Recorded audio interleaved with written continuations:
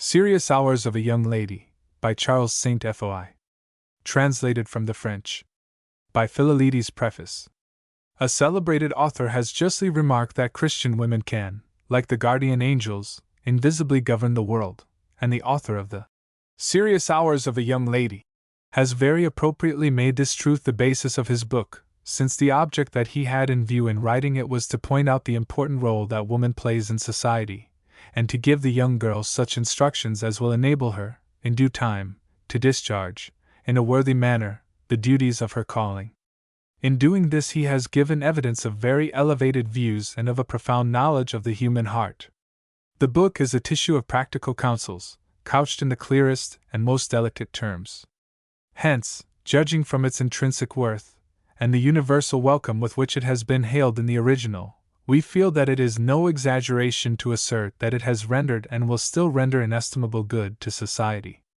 After having lucidly exposed the importance of woman's mission in this world, and pointed out the evils that prevent its realization, the author ingeniously brings before the mind's eye the different phases of her life, the varied process of development that she undergoes in all her faculties, the dangerous influences to which she is constantly exposed, the means that should be employed to ensure her protection.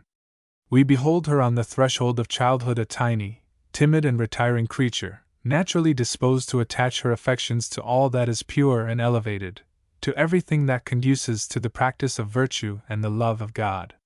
While yet a child, she is the little confidant and angel of consolation of her brothers and sisters in their pains and difficulties. At a more advanced age, we see her consoling her aged parents in their sorrows and afflictions, and when she merges into womanhood, she becomes either the spouse of Jesus Christ or of man, only to continue the same work of beneficence in some charitable asylum, or in the midst of domestic cares. But ere she attains this last stage of life, how numerous and great are the difficulties that she must encounter, the dangers to which she will be exposed, and the snares to entrap her. Hence, to ensure her safety and prepare her to act the important role that she holds in society, her education must be the work of piety, modesty, and retirement. All that interferes with their action in her soul must be peremptorily removed. Worldly pleasures with their numerous cortege should never have access to the sanctuary of her heart, for their poisoned influence blasts the fairest flower in her crown of simplicity. But, alas! We confess with deep regret that there are many thoughtless tutors who seemingly ignore the grave responsibility of their charge, and unwarrantably parade the little one before the world's gaze, which creates in the heart evil impressions, frivolous tastes, and inordinate desires. And even when they would all prove faithful to their trust, it is a noted fact that society, friends, and companions wield a powerful influence over the mind and heart of a young girl, which, when allowed to continue, most invariably proves pernicious to her spiritual and temporal welfare. Hence, she stands in need of a true friend, a faithful adviser, on whom she can depend for safe instruction, and to whom she can have recourse as often as need be. The Serious Hours is unquestionably all this. It speaks openly, firmly, but mildly. It inspires the young girl with that genuine, lofty esteem that she should have for herself and for the dignity of her sex. It clearly defines her line of conduct in all the most critical incidents and circumstances of life, so that she cannot be deceived unless that she willfully shuts her eyes to the light of truth. It is all that the author proposed to make it, a first-class book of instruction for young ladies, showing a careful study of all their wants and a happy choice of the remedies to meet them. And believing that such a valuable book ought to be made accessible to all nations, we have ventured to present it to the public in an English dress. How far we have succeeded in rendering both its form and spirit we leave the public to decide. And while we are fully aware that, in transferring the genius of one language to another, some of the original delicate shades of beauty must be inevitably sacrificed, the present translation not excepted, still we are happy to say that the work was one of love and deep interest to us, on account of its importance and good to society. Translator. Chapter 1. Importance of the time of youth, difficulties and dangers that women meet with in life, and the necessity of providing for them. Chapter 2. Illusions of youth, value of time at this period of life. Chapter 3. The heart of woman, the necessity of regulating it during youth. Chapter 4. The Dignity of Woman Chapter 5. Eve and Mary Chapter 6. Eve and Mary, continued. Chapter 7. The World Chapter 8. The same subject, continued. Chapter 9. The Will Chapter 10. The Imagination Chapter 11. Piety Chapter 12. Vocation Chapter 13. A Serious Mind Chapter 14. Choice of Companions Chapter 15. Toilet Chapter 16. Desire to Please Chapter 17. Curiosity Chapter 18. Meditation and Reflection Chapter 19. Obedience to Parents Chapter 20. Melancholy Chapter 21. On Reading Chapter 22. Same subject, continued. Chapter 1. Importance of the Time of Youth, Difficulties and Dangers that Women Meet with in Life, and the Necessity of Providing for Them. The most important period of life is that in which we are the better able, in making good use of the present, to repair the past and prepare for the future. That period holds the intermediate place between the age of infancy and the age of maturity, embracing the advantages of both, presenting at the same time the flowers of the one with the fruits of the other. In order to prepare for the future, we need a certain assistance from the past, for this preparation demands a certain maturity of judgment and a force of will that experience alone can give. The child, devoid as it is of personal experience, can, by turning that of others to good account, make up for the deficiencies of its youth, and prepare for the future without having to learn in the severe school of self-experience. But through an unfortunate occurrence of circumstances, and very often without any fault of theirs, the greater part of children attain the age of manhood and womanhood without having reaped the precious advantages offered them by the first stage of life, when the soul is most susceptible of receiving the impress of grace and virtue. A vitiated or inadequate primitive education, bad example, pernicious instruction, perchance, or at least personal levity of character, combined with that of childhood, deprive this age of many advantages, and call for a total reparation of the past, at a period of life that should be the living figure of hope. Happy, indeed, are those who have only the levity and negligences of childhood to repair, and who have never felt the crushing weight of a humiliating and grievous fault. Alas! That purity, that innocence so common formerly among children, is every day disappearing from their midst. Many among them have become the victims of sin ere the passions of the heart manifested their presence, and their hearts have quivered from the sting of remorse ere they felt the perfidious lurings of pleasure. Many have received from sin that doleful experience, that premature craftiness, which, far from enlightening the mind, obscures and blinds it, which, far from fortifying the will, enfeebles and enervates it. Such is the light by which we can truly see the importance that should be attached to the time of youth. At this period of life, sin has not yet taken deep root in the heart. It has not at least assumed the frightful magnitude of one of those inveterate habits, justly called habits of second nature, which invade and pollute the sacred sanctuary of both body and soul, forming in the earliest instincts, inclinations and desires so violent, so obstinate, that superhuman efforts with a lifelong struggle are the consequences entailed upon the unfortunate victims, who desire to hold them in subjection. However, it is invariably true that, if the passions peculiar to youth virulently assail virtue and expose the heart to the seductions of pleasure, they also give a great facility of doing good, by inflaming youthful zeal which age never fails to cool. The ardor aroused by them for the commission of evil can be easily employed for the practice of virtue. They are young and fiery steeds which God has placed at your disposal, ready to obey your orders. Attach them to the chariot of your will, they will not fail to draw you in the direction that you may open to their impetuosity. It matters not to them whether they run upon the way of vice or virtue, all that they require is to run and not to be constrained to inaction, which kills them. They must be managed by a resolute will which holds the reins with a firm grip, and by a calm intelligence, skilled to direct them. Trees, while young, can be easily plied into any direction that man may wish to give them. The same may be said of hearts in which the frost of age has not cooled the ardor and impetuosity of desire. Their energy and vivacity, whether for good or evil, never forsake them. They are like those spirited racers which are no sooner down than up again, for, swift as a flash, they will turn you to God by repentance and love, the moment you have the misfortune of losing Him by sin. Be then full of confidence and hope, young soul, to whom God has opened with a liberal hand the springtime of life. Be grateful to Him for so signal a favor, and like a wise economist, profit by the resources that He places at your disposal. But should the past recall some doleful memories, be not dismayed. Be hopeful and, reanimating your courage, prepare for the future by sowing at present the germs of those beautiful virtues which grace irrigates, and whose fruits will rejoice your old age and atone for the sterility of your earlier years. Your future happiness is ensured if you fully comprehend the importance of the epoch which you now begin, and the greatness of its results for the rest of your life. Let past delinquencies become an incentive, stimulating your will to energetic action. Let the need of repairing the past, and the importance of preparing for the future inspire you with generous resolutions and an ardent desire of acquiring all the virtues necessary to a person of your sex and position, in order that you may discharge in a worthy manner all the duties which may be required of you.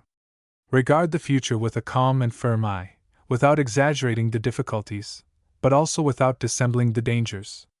The first condition required to avoid a danger is to know it, for the ignorance that conceals from us the snares which we should avoid is, after the evil inclination that leads us into them, man's greatest misfortune, and the most disastrous of the effects of original sin.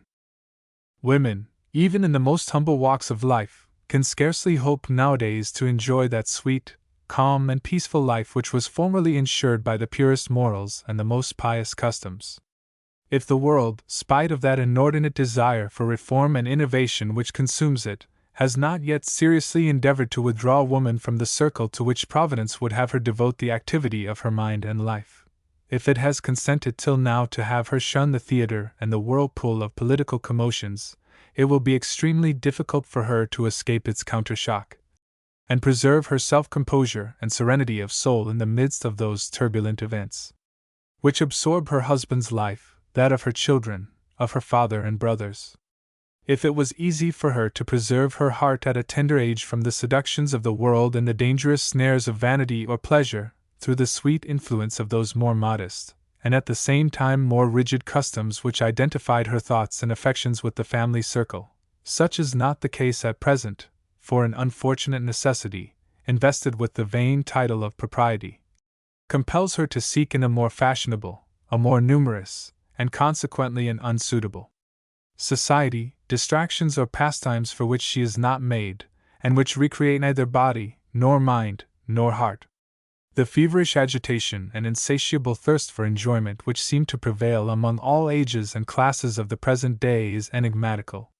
Life nowadays must be passed in a state of constant excitement. The peaceful calm productive of a modest and pure life appear to the imagination like a monotonous and disdainful sleep. The young girl herself has scarcely left the paternal home in which she passed her youthful days when she dreams of the pleasing emotions and incomparable joys promised her by a flashy and fashionable life. The examples which come under her notice wherever she goes or wherever she turns her eyes, the language which she hears, and the very air which she breathes, all give her, as it were, a foretaste of the false pleasures which now fascinate her imagination. This is, most assuredly, one of the worst signs of our time. Up to the present day women, for the most part, faithful to their vocation and to the duties of their station in life, have carefully preserved in the family circle that sacred fire of Christian virtue which forms magnanimous souls, and that piety which produces saints.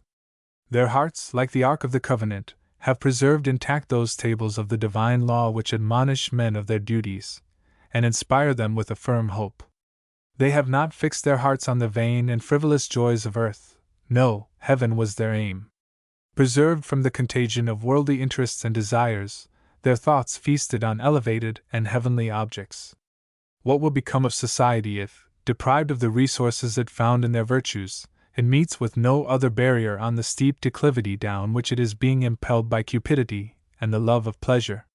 What will be the fate of future generations if they are not sanctified in the sanctuary of the family by the benevolent influence of woman, and fortified against the seductions of vice by that odor of grace and sanctity which the heart of a Christian mother exhales? Be not discouraged at the sight of difficulties that hover over the horizon of the future. On the contrary, they should inspire you with greater courage and energy. The less help you will obtain from trusted sources of reliance, the more earnestly should you seek in God and yourself what you look for in vain elsewhere. You may expect to see diminish, from day to day, the number of those saintly souls from whom you could obtain advice, support, or light. For you, perhaps, like many others, life will be a desert which you must traverse almost alone, without meeting a single soul to reach you a helping hand in your necessities and trials. Being about to set out on this pilgrimage of life, which will perhaps be long, fatiguing and painful, be supplied with an ample provision of strength, patience, virtue, and energy. And if happily deceived in your fears you find the road which leads to eternity smooth under your feet, you will at least have the merit of having been wise in your conduct, for not less moral strength is required to bear the happiness of prosperity than the misfortune of adversity. Happiness here below is something so extremely perilous to man's eternal welfare that few can taste it without injury to their souls. Hence, in order to guard against its fatal influence, not less preparation, nor less time, nor less efforts, are required than to suffer the privations imposed by adversity, for experience proves that the former is more destructive than the latter to the work of eternal salvation. Chapter 2. Illusions of Youth, Value of Time at this Period of Life. The age of youth is the age of illusions, ardent desires, and fanciful hopes. Youth is like a fairy whose magical wand evokes the most graceful images and the most alluring phantoms. This ignorance of the doleful realities concealed in the future is a gift of divine goodness which, in order that life might not be too bitter, casts a beneficent veil over the sorrows that await us. God screens the future from us to let us enjoy the present. Far be it from me to remove this veil which renders you such kind service. But apart from this screen which the good God has placed between you and the miseries of this life, there is another of a darker and heavier shade, fabricated by the imagination, and which it draws with a perfidious complacency over the object which it behooves us the most to know and avoid, a seductive and deceitful veil which, while presenting things to us in a false light, exposes us to most deplorable illusions and inevitable dangers. God permits that we should ignore many things, but He does not wish that we should be deceived in anything. He is truth itself. Error can never claim His acquiescence. If prudence and respect for God's work make it a duty for me to leave intact the veil that He has drawn between you and the future, I would consider it highly criminal in me if I did not endeavor to remove that by which your imagination seeks to conceal its illusions and its errors. It is not my wish or design to trouble the present by exaggerated anxiety, but on the other hand, I do not wish to leave you under a false impression, fed by delusive hopes relative to the future.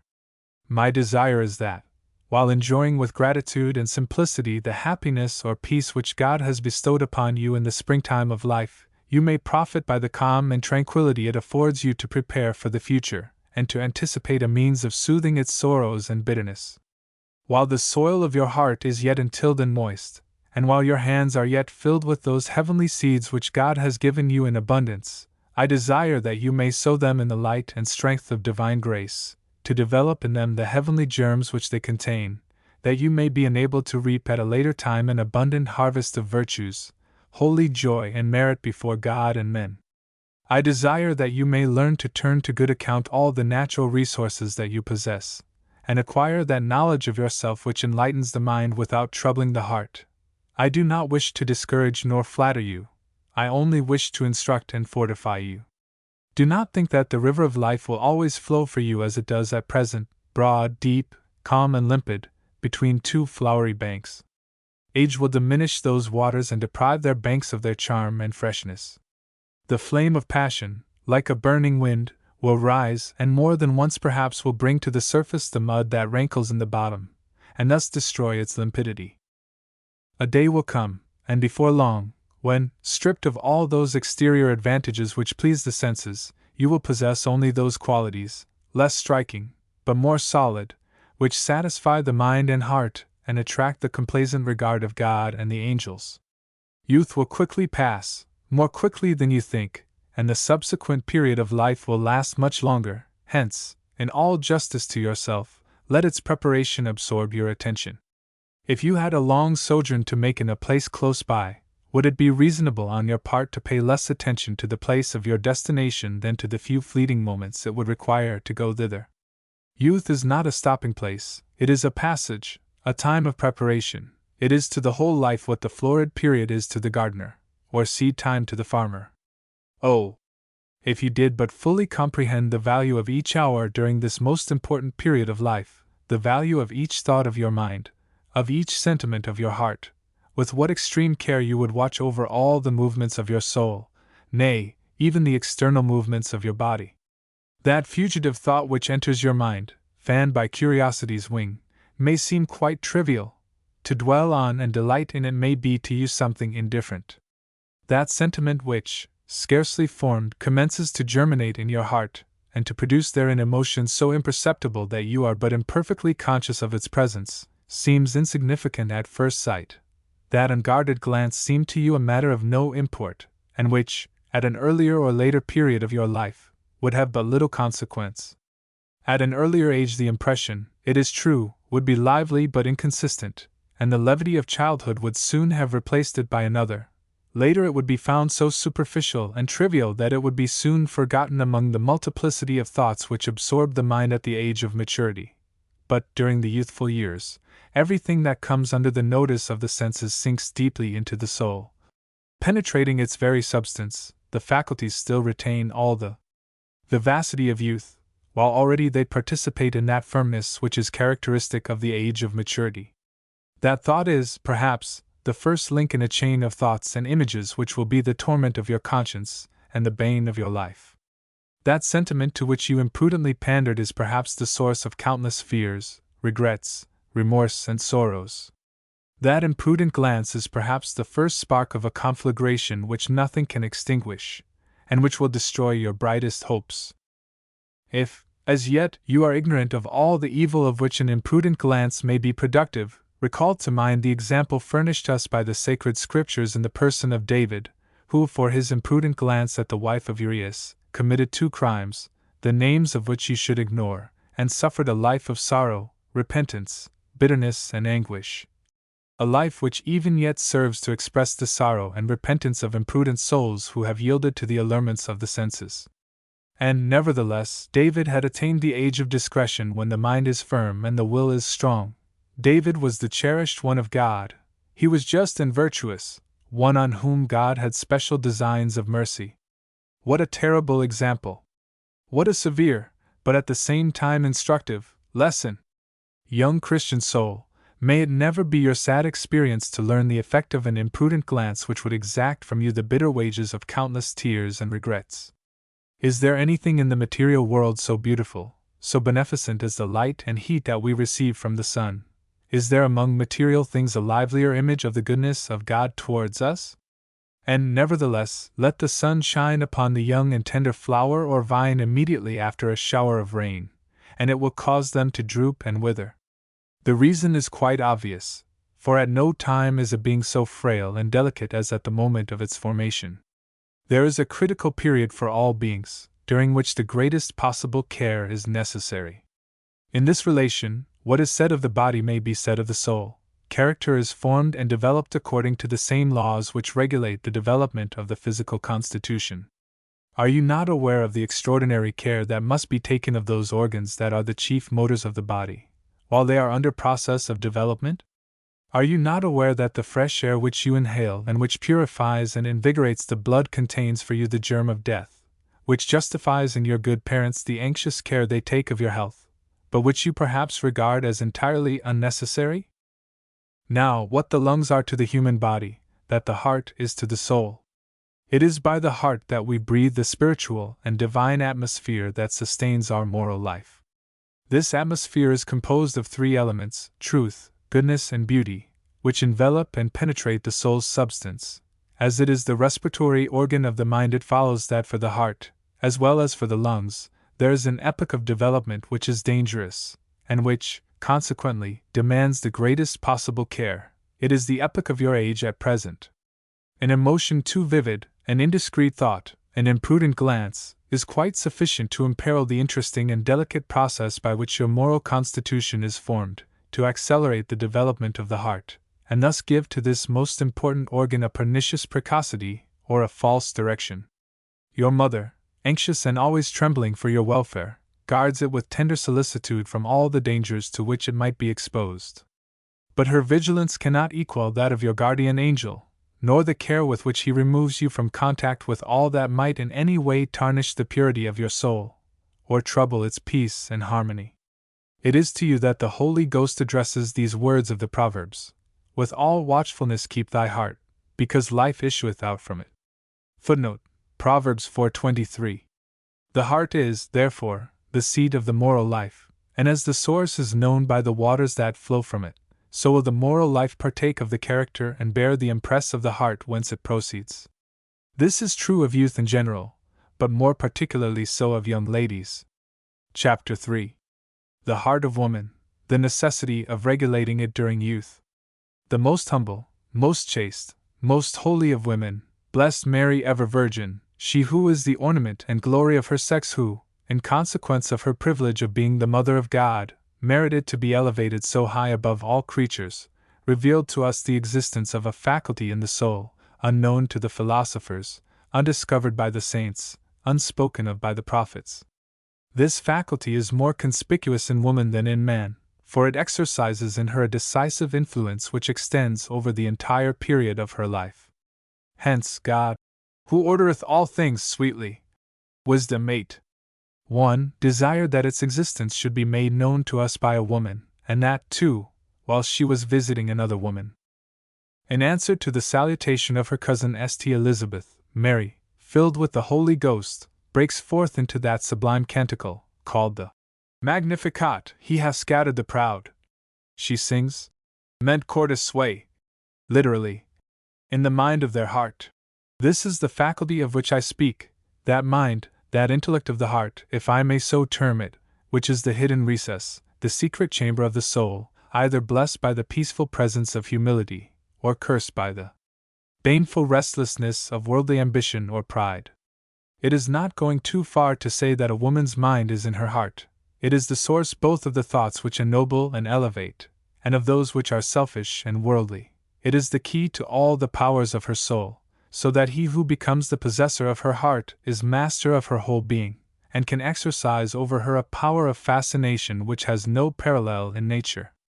God, who disposes every being for the end which he proposed to himself in creating it, has established in woman's heart an abyss which no human affection can fill nor exhaust when once it has been filled, because he desired to submerge her whole being in love, and thus to render easy and necessary to her the noblest sentiments and the most heroic sacrifices. Such is the agent that he wished to employ for the culture of charity in society and in the family circle, as well as of the virtues of tenderness, compassion, and devotedness. He desired that in the family the child should be born, so to speak, on woman's heart and man's intelligence, as on the two arms of one and the same being. He desired that in society the mind of the one should furnish the light to guide in the way, and the love of the other should produce that vivifying principle which animates and quickens man's being, and thus, that the moral life of humanity should be the result of these two factors. God endowed the heart of woman with treasures of tenderness and devotedness, desiring to be himself the supreme object of its devotion. To himself alone has he reserved the power of calming its fearful agitation and soothing its poignant grief, hence we see it turning to him in its joys and sorrows, like the magnet to the pole that attracts it. He has made the heart of woman broad and deep, so that its devotedness may suffice for all the exigencies it is called upon to meet, whether in society or in the family, yet finding no created object able to exhaust it. When, forgetting the sublime end for which she has been created, woman lives for the world and not for heaven, lavishing her love on creatures instead of giving it to God, her Creator, her soul becomes the prey of inexpressible anguish and despondency, which admonish her of her mistake and induce her to correct it. You can easily judge from this of what great importance it is to you to keep a vigilant watch over your heart and its movements, since the heart is, so to speak, the citadel of your whole being, and hence when it is captured all the powers and faculties of your soul are forced to surrender. The heart is the agent that furnishes woman with the greater part of her ideas, and the object of its predilection inevitably becomes the only object of all her thoughts. This is the artist that furnishes the imagination with those images which remain substantially the same under forms constantly varying, but absorbing the soul to such a degree that a person is often tempted to look upon their action as the result of obsession. It is the heart that governs and shapes the will, giving it that flexibility and at the same time that constancy so prevalent among the greater part of women, leading them, with unflinching stubbornness of determination, to the accomplishment of the end proposed. All difficulties vanish that stand between them and the object of their heart. This disposition renders them potent for good or evil, hence the necessity of regulating the heart, and of never losing control over its movements. When their soul is swayed by a pure and generous sentiment, and when the natural weakness of their sex gives place to an energy which few men are capable of displaying, their ardor in doing good is truly admirable. God alone knows all the treasures of virtue stored up within them daily, by charity, maternal love, filial piety, devotedness, and compassion, but He alone also knows the malicious excess to which a sentiment, bad in its nature or in its source, may lead them. Oh, if while standing between these two abysses of good and evil, you could sound their depth, and behold the ineffable joy and glory that women have secured by the practice of virtue, the sorrow, disgust, humiliation, and shame that evil doings have brought upon them, faults which at first sight did not seem capable of entailing such fatal consequences, horror and admiration should dispute the possession of your soul. You would indeed tremble on beholding the consequences of neglecting your vocation, while you would be astonished at the sublime elevation that fidelity to grace would secure to you in heaven. God desires to accomplish great things through your instrumentality, and in order to secure your services with greater certainty He has placed around you barriers which you cannot pass without an effort that does violence to nature. Still necessity makes it a duty to break them down, and necessity has no law. When the first step is taken, nothing can impede the will in the execution of your designs, be they good or bad. Hence the great importance of making your first step in the right direction, as it will be the prelude to countless others. If you wish to possess your own heart, and ensure to yourself a life exempt from trouble and remorse, attach it firmly to God, accustom it to always prefer duty to pleasure and to propose to itself in all its movements an end worthy of your sublime destiny. Remember that God alone can satisfy it, no creature being able to give it that peace which it so ardently craves. Oh, my child, if you knew the gnawing desires, the vain hopes, the false joys, the troubles, the regrets and bitterness that fill the heart in which God does not dwell. If your eyes were not screened by the veil of candor and simplicity preventing you from foreseeing the torments to which that woman's life is exposed, who has not learned in early youth to regulate the desires and affections of her heart, you would better understand my words, and the necessity of laboring energetically and efficiently to direct your own, and to check all its irregular movements. Learn now, and profit by the experience of others. Hearken to the voice of God addressing you in these words. The flowers have appeared in our land, the time of pruning is come, the voice of the turtle is heard in our land, the vines in flower yield their sweet smell. Arise, my love, and come. Catch us the little foxes that destroy the vines, for our vineyard hath flourished. Cant. Ch. 2. 12, 13, 15.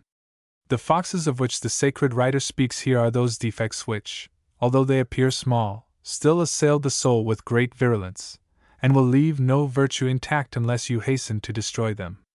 The time for pruning is the time of youth, age truly precious, wherein you can still lop off useless branches which absorb a portion of the sap, depriving the others of that strength which they need in order to produce an abundance of savory fruit. You should attack not only those gross and manifest defects which disfigure the soul, but also those imperfections which are slight in appearance, but which, if left alone, will in time become pernicious inclinations.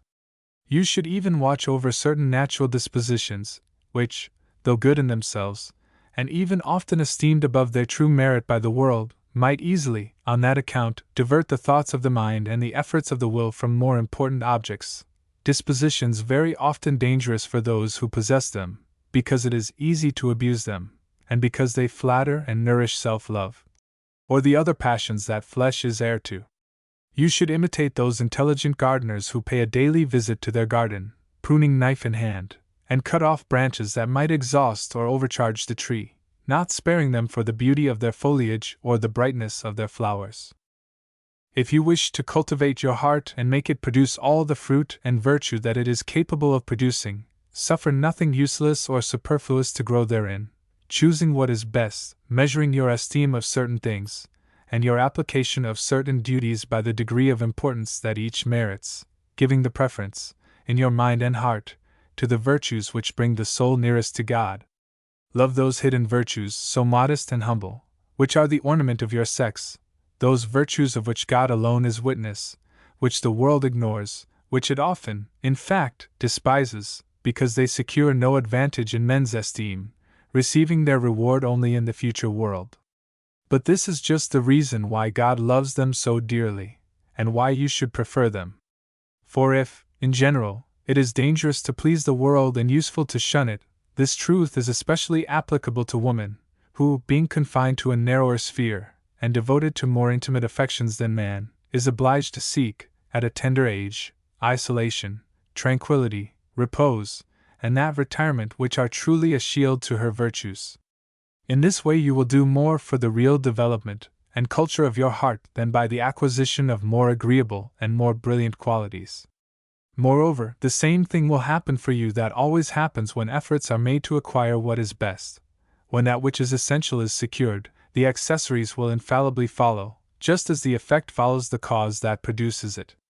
By acquiring the virtues that are pleasing to God, you will receive, in addition, those which men esteem.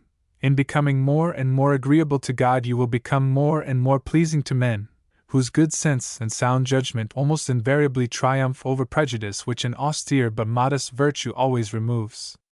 This is also what the Savior of the world insinuates by these words of the Gospel, in which he recommends us to seek first the kingdom of God and his justice, promising that all other things shall be added thereto. But this addition should not be directly sought, nor should it be ardently desired. Await the will of God who has promised it to us, provided that we first seek the things to which that is accessory. Very often, on the contrary, when, through want of due reflection, preference is given to secondary and inferior things, by neglecting solid and hidden virtues for brilliant qualities, either are obtained. God permits this in order to punish this subversion of the moral order and of the laws that govern it. Chapter 4. The Dignity of Woman. Pope St. Leo, in one of his homilies on the Nativity of our Savior, says, in addressing man, "O man, recognize thy dignity." We might, with all due propriety, address these same words to woman, for her happiness and virtues depend in great measure on the elevated idea that she has of herself, and on the care with which she maintains this idea, both in her own mind and in that of others. Woe to the woman who, through false modesty, or something still worse, has lost self-respect, for she has deprived herself of her most powerful safeguard against instability of character and seductions of the world. Woman has received from God the sublime mission of fostering in society the spirit of sacrifice and devotedness. Faithful, nay, sometimes perhaps overzealous, in the discharge of these duties, she feels an imperative need of sacrificing herself to another who should constitute the complement of her life. As long as she has not made this surrender of herself to another, she is a burden to herself, for she seems to find her liberty and happiness in this voluntary servitude of the heart, in this constant abnegation, in this perpetual sacrifice of her whole being. This disposition of woman's heart, which has been given her for the good of society and for her own happiness, can be easily used to the detriment of both. Such is necessarily the case the moment she sinks in her own estimation, so as to account herself a being of little value. It is a matter of vital importance to her to have a just idea of the value of the present she is making when she engages her heart and her fidelity. In fact, when a thing is lightly appreciated, we make little account of giving it away and less of choosing those to whom we give it. Now, if we consider the deplorable facility with which a vast number of women obey the caprice of their heart or of their imagination, we will be led to conclude that their valuation of themselves is very low indeed. They seem to lose sight of the fact that in giving their heart they give the key to all the treasures that enrich their soul. They give their will, all their thoughts, their whole life. They sometimes give more than all this, they give their eternal salvation, their conscience, and God Himself, putting in His place, by a sort of idolatry, the object that claims their heart. To prevent this deplorable prodigality of themselves, women should spare no pains to comprehend thoroughly their dignity, of which they can never have too high an appreciation or too great an esteem. It would be most prejudicial to them to lower in their own mind their just value by a false humility. The most humble of all women is, at the same time, she who had the best knowledge of her dignity. And her humility, which was never equaled by that of any other woman, did not hinder her from seeing the great things that God had operated in her, as she herself proclaims in that sublime canticle which is the Magna Carta of the rights, the prerogatives, and the greatness of woman. The two most beautiful and most elevated things in all creation are the intelligence of man and the heart of woman. They are the special objects of God's complacency. He seems to be absorbed in the work of their education. To this end he seems to have converged all the miracles wrought by his divine Son, all the mysteries of Jesus Christ. To impart to man a knowledge of truth and a love of virtue was the end that God proposed to himself in the creation of the world. But the order which he had established was iniquitously subverted, and this subversion has shaken society to its very foundation, leading man's intelligence to conceive a hatred for truth and to become the slave of error, turning away the heart of woman from what is truly good and great to pander to false and transitory goods, which sully without contenting it. The heart of woman may be said to be the source from which flows all the good or evil that consoles or afflicts mankind. As the city and state receive their form and character from the family, so the family is modeled after the type of the mother's heart, since upon her devolves the culture of the infant mind, that all-important education upon which depends man's weal or woe, both for time and eternity. Hence it is that, while writing this little work, and considering that many to whom it is addressed will read its pages, namely those who are destined to be one day heads of families, charged with the education of several children, who in turn will found numerous families to act a more or less important part in the great movement by which the plan of divine providence is executed throughout ages, I feel a kind of profound respect, bordering on reverential awe, that engages me to pray God to inspire me with thoughts equal to the sublimity of my subject. Whoever you may be that read and meditate this little book, I honor and venerate the dignity of your vocation. I regard you as an august and sacred being. I admire the great designs that God has over you. I pray Him to have you participate in the sovereign esteem and respect with which your condition inspires me. You are as yet free from all engagements, in the bloom of youth, adorned with the treasures of innocence and candor, standing like a queen upon the threshold of the future which opens before you like a spacious temple. The past is immaculate and free from the sting of remorse. With a vigorous mind and will you behold the future's perspective without anxiety or dismay, rich in pious souvenirs, saintly hopes, heavenly thoughts and merits acquired by prayer and the practice of virtue, ignorant of vice and its bitter consequences, save by the pictures that have been painted in order to inspire you with horror for it. Your liberty is such that every Christian soul envies your happy state. You possess a power, I would almost say, a majesty, that no one can help admiring and revering. As there is no one freer than he who has never been the slave of sin, so there is no man stronger than he who has never succumbed to the allurements of pleasure. The woof of your life is there spread out before you intact and flexible, you can dispose and weave it as you please. You will now find none of those knotty or broken threads which, in after life, must sometimes be met with. You are now at the period of life at which all the roads of life meet.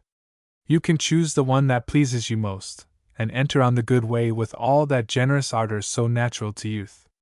But whatever you do, whatever the choice you may make, you will occasion the future weal or woe of many, perhaps for many generations. Whether spouse of Jesus Christ or of man, whether mother of a family or of the poor, whether a cloistered nun or a celibate in the world, you will either save nor lose your soul alone. The effects of your virtues or vices shall be reproduced, long after your departure from the scene of life, in the lives of beings yet unborn, in favor of whom divine providence implores your compassion. What a solemn moment! What sublime power! Have you given it serious thought? Transport yourself, in thought, to the house of Nazareth, recall to mind the day on which Gabriel proposed to your queen to become the Mother of God, asking her consent to the Incarnation, by which was to be accomplished the salvation of the world. The angel's words astonished Mary's humility so far as to make her recoil before such a prodigious elevation, and to obtain her consent, it was necessary to assure her that the Holy Ghost himself would accomplish in her this prodigy. Indeed, it was a most memorable moment in the world's history, a moment wherein the salvation of the entire human race hung upon the word of a virgin's lips.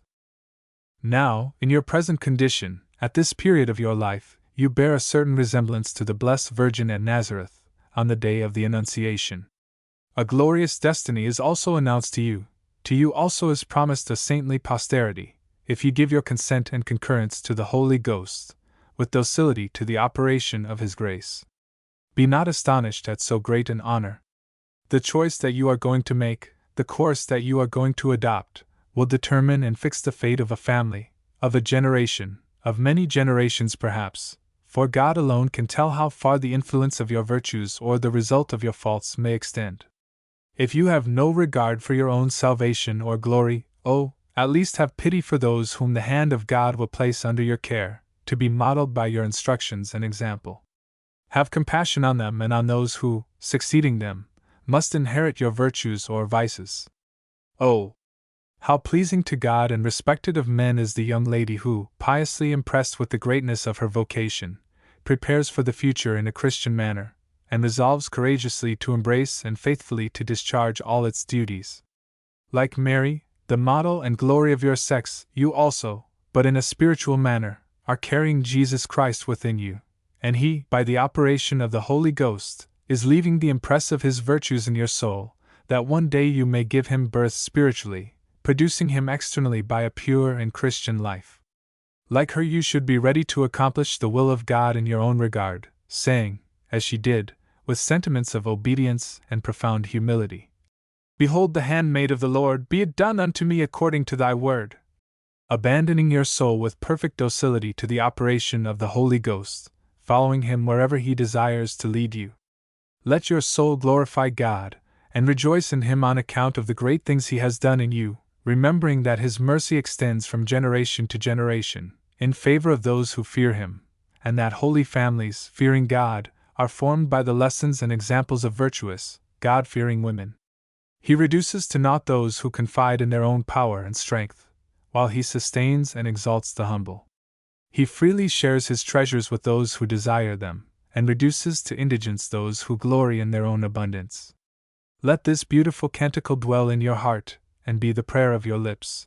In this canticle, composed by the Mother of God, the honor and glory of your sex, or rather by the Holy Ghost Himself, who inspired her, He has inscribed all the rights and glories of women, by celebrating in it the power of her feebleness, the greatness of her humility, and of all those modest virtues which so well become your condition. A Christian woman who would never lose sight of what she is, of her worth, of her moral capabilities and of her sacred duties, will find in the frequent meditation of this sublime canticle considerations suggestive of thoughts and sentiments corresponding to God's designs over her. She should nourish her soul with the vivifying substance of the words it contains, and look therein for light to dispel her doubts, and for consolation in her troubles. In them she will also find a cheering hope in her languor, a powerful prayer in temptation, an acceptable act of thanksgiving, and a hymn of joy and triumph in her victories. Chapter 5. Eve and Mary. Pilate, on presenting to the Jews Jesus crowned with thorns, and clothed in a purple garment, said, "Behold the man!" Jesus frequently calls Himself the Son of Man in the Gospel, that is, the man par excellence, the man who is the model and type of all others. To women, we can also say of Mary, "Behold the woman!" the honor, glory, joy, crown, type and model of your sex. Such is the manner in which Jesus presented her from the cross on Calvary, when He said to her, a few moments before expiring, "Woman, behold thy son!" It is, indeed, remarkable that the Savior of the world, when addressing Mary in public, did not call her mother, but woman, as if, by that, He would declare to us that she is the model of all other women. It is as if He said to us, "Behold the woman," and although she was His mother, principal title of her glory, nevertheless she is woman before all. She merited to become the most glorious of all mothers only because she had been the purest and holiest of all women. You should therefore have your eyes constantly fixed upon Mary, as a servant who watches her mistress in order to observe and obey her commands. If you can see yourself in Mary, you will entertain an exalted idea of the dignity of your sex, for it is in her and by her that you are great. It is to her you owe the honor and respect that the world pays the woman who knows how to respect and appreciate herself according to her just value. If you would understand all that you owe to Mary in this regard, you need but consider what was the social condition of woman in society before the birth of Christ, and what her condition is today among people on whom the light of the gospel has not yet shone. You are now too young to appeal to your own experience, but according as you advance in life, observing closely what passes around you, you will learn, and God grant that it may not be at your own expense, what an immense difference there is with regard to the esteem in which woman is held between those who adore God as the Son of Mary, and those who regard her as common with other women. Among men of social standing, whose habits, condition, and character are so different, you can easily discern those whose faith discloses to them a reflection of the glory of Mary in you, from those who behold in you simply a daughter of Eve. Their conversation, deportment, and looks, everything in them, will serve you as an index to this discernment. It is very difficult for man to disguise his real sentiments. Dissimulation costs nature too dearly, but there are two circumstances wherein his moral character betrays itself in a striking manner, namely, in the presence of God, and in the presence of woman. It is neither permitted nor possible to a man truly religious and chaste to be bold or trivial in presence of either. The woman illuminated by the sweet reflections of the glories of Mary, and imitating her virtues according to her state of life, enjoys the singular privilege of commanding the deferential respect of men of the most decided character. In her presence vice is silent, audacity is confounded, virtue, innocence, and candor are at ease. The holy emanations of her heart purify the moral atmosphere around her, imparting to it a sweet and charming serenity, converting the place in which she appears into a kind of sanctuary. By a contrary effect, resulting from a want of self-respect, woman becomes an easy prey to men of vain hearts and frivolous minds, who, not thinking themselves more obliged to respect her than she respects herself, without any reserve, give expression to the vanity of their hearts and thoughts. Everywhere and always ignorance or contempt of the Christian religion has begot contempt for woman, or disregard for her sacred rights and exalted dignity. Everywhere and always, irreligion has produced libertinism, the immediate and necessary effect of which is a depreciation of woman, and in those countries where the habits and institutions of the people have been deprived of the precious culture of Christianity, woman's condition is so abject that it differs in nothing from that of the brute, save that in her the sacred rights established by divine providence are most shamefully violated. That woman is worthy of glory or ignominy is the logical consequence of her being regarded as a daughter either of Eve or of Mary. In the one she is the poison source whence sin with all the evils that attend it flowed into the world, in the other she is the blessed source whence the salvation of the world has issued forth. And what she has been once for the entire human race in the Garden of Eden and at Nazareth, she is yet every day for a people, a city, a family, or for each man in particular, according to the elevation of her position in society, and the extent of her influence. The greater part of Christian nations owe to the prayers and examples of some holy woman, some pious queen, for instance, the gifts of Christianity and civilization.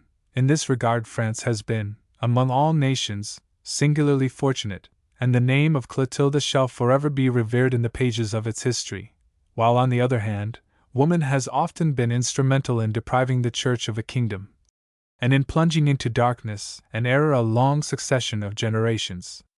For instances of this we have only to recall the names of Anne Boleyn and her cruel daughter, Queen Elizabeth.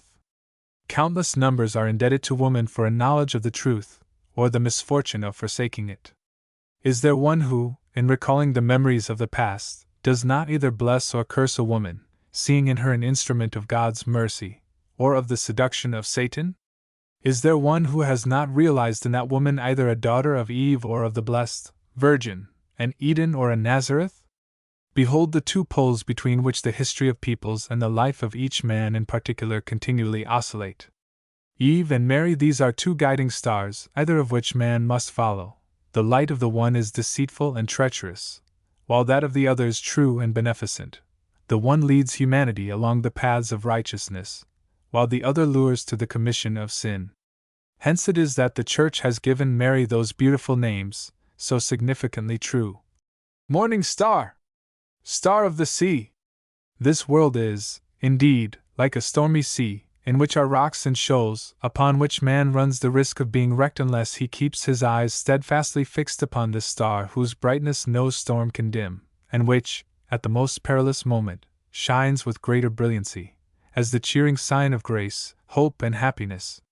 It is by turning our eyes toward Mary with her divine Son in her arms, presenting him to us as our Savior, that our troubled souls find the polar star which will quiet all the movements, and tranquilize the fluttering beatings of our troubled hearts. But woe to us if, instead of fixing our attention upon Mary, Virgin Mother of God, we turn to Eve, infected with the contagion of the serpent, and offering to our hearts the doleful fruit of temptation and sin.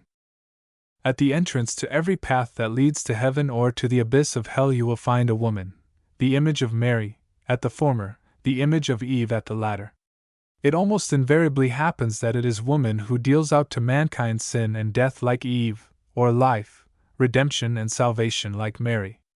If you meet with one of these privileged men, chosen by God to be an instrument of His mercy, intimately associated with Jesus in the work of the salvation of His people, you may rest assured that this man owes to a woman, to a mother or a sister, the development of the great qualities which distinguish him.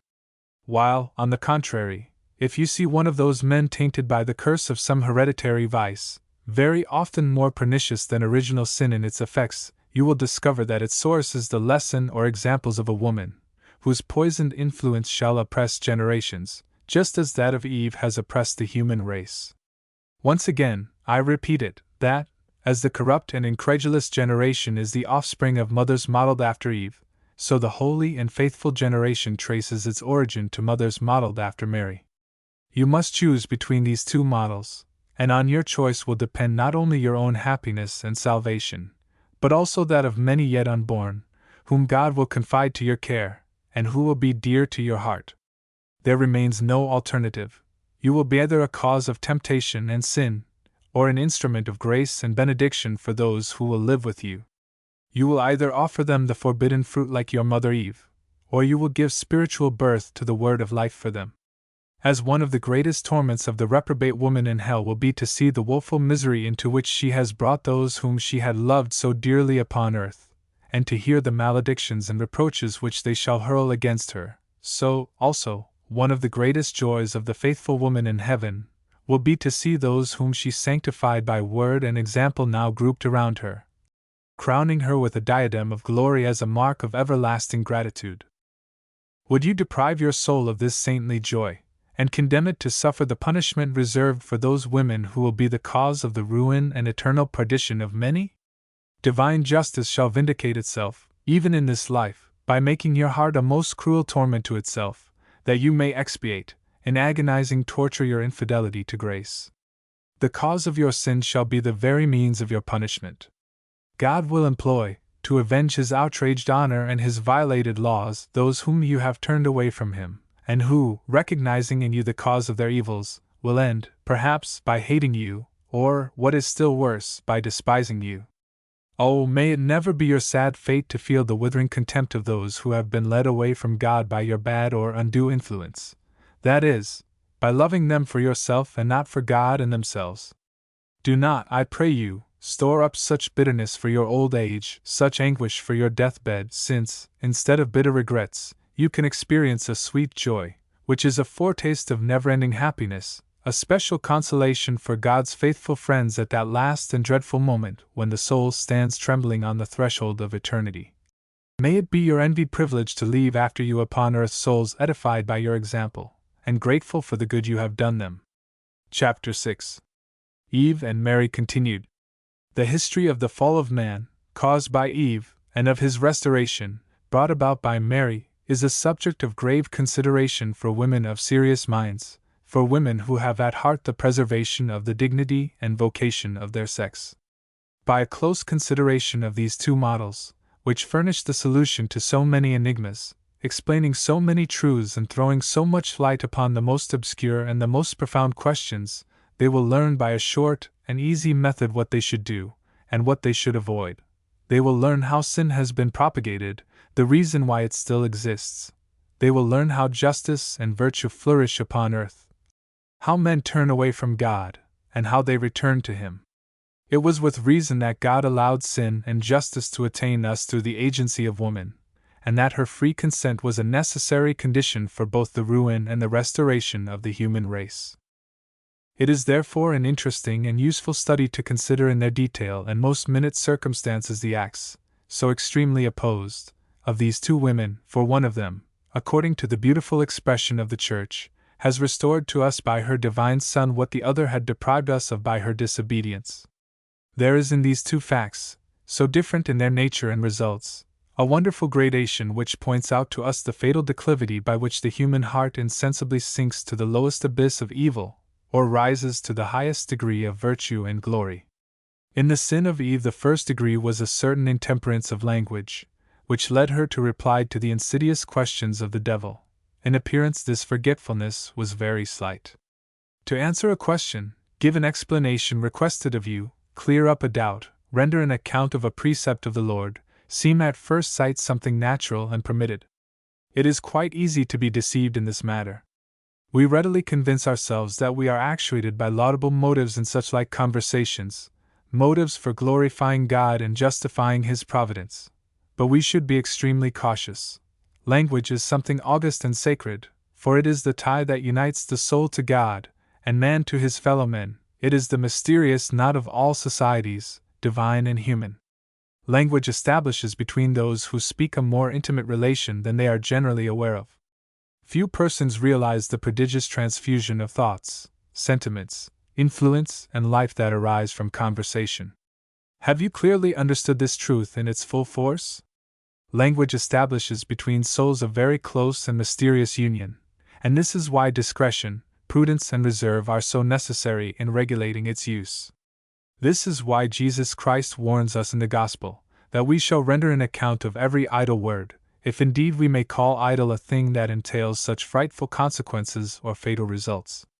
If this reserve is necessary for all, it is more especially so for woman, who, being more communicative than man, experiences a greater necessity to speak, to express herself more freely, and in terms more explicit. If women were sincere and impartial judges of themselves, they for the most part would not fail to recognize that nearly all their faults spring from a useless word, an imprudent answer, or an indiscreet question. The word why is indeed very short, but in its insidious brevity it comprises a multitude of things which are all the more dangerous because they are unforeseen, being concealed in a perfidious and cloudy vagueness. Why? This word is the beginning of the greater part of those temptations against frailty. The enemy, seeking our destruction, almost invariably announces his presence by this captious question, either by the mouth of another or by our own mind, in order to fill the heart with doubt and trouble. Why take such and such precautions? Why avoid such a place, such a person, such company? Why renounce such and such amusements? Why neglect or cast off that ornament? Why suffer this or that privation? Why abstain from this action, which is not bad in itself? Why turn away the ear from those praises, those compliments, dictated by usage or etiquette, to keep up that intercourse without which society would be impossible? Why not read this book, this novel?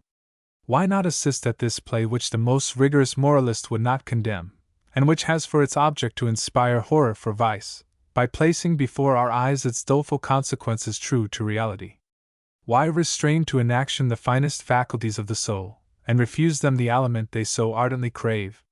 Why deprive our heart and imagination of the pleasures which the beautiful inspires?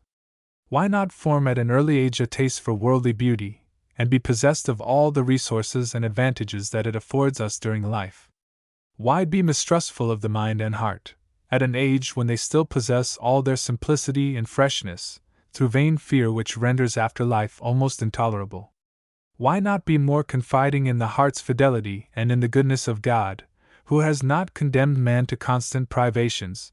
Such is the language that the enemy of our eternal salvation and happiness addresses us every day with such perfidious adroitness, and who, spite of the experience of those whom he has already deceived, deceives us every day. This language is the more perfidious for being apparently truthful and natural. When there is question of corrupting a heart that is yet virtuous, vice conceals itself under the mantle of virtue, as otherwise its efforts would be powerless.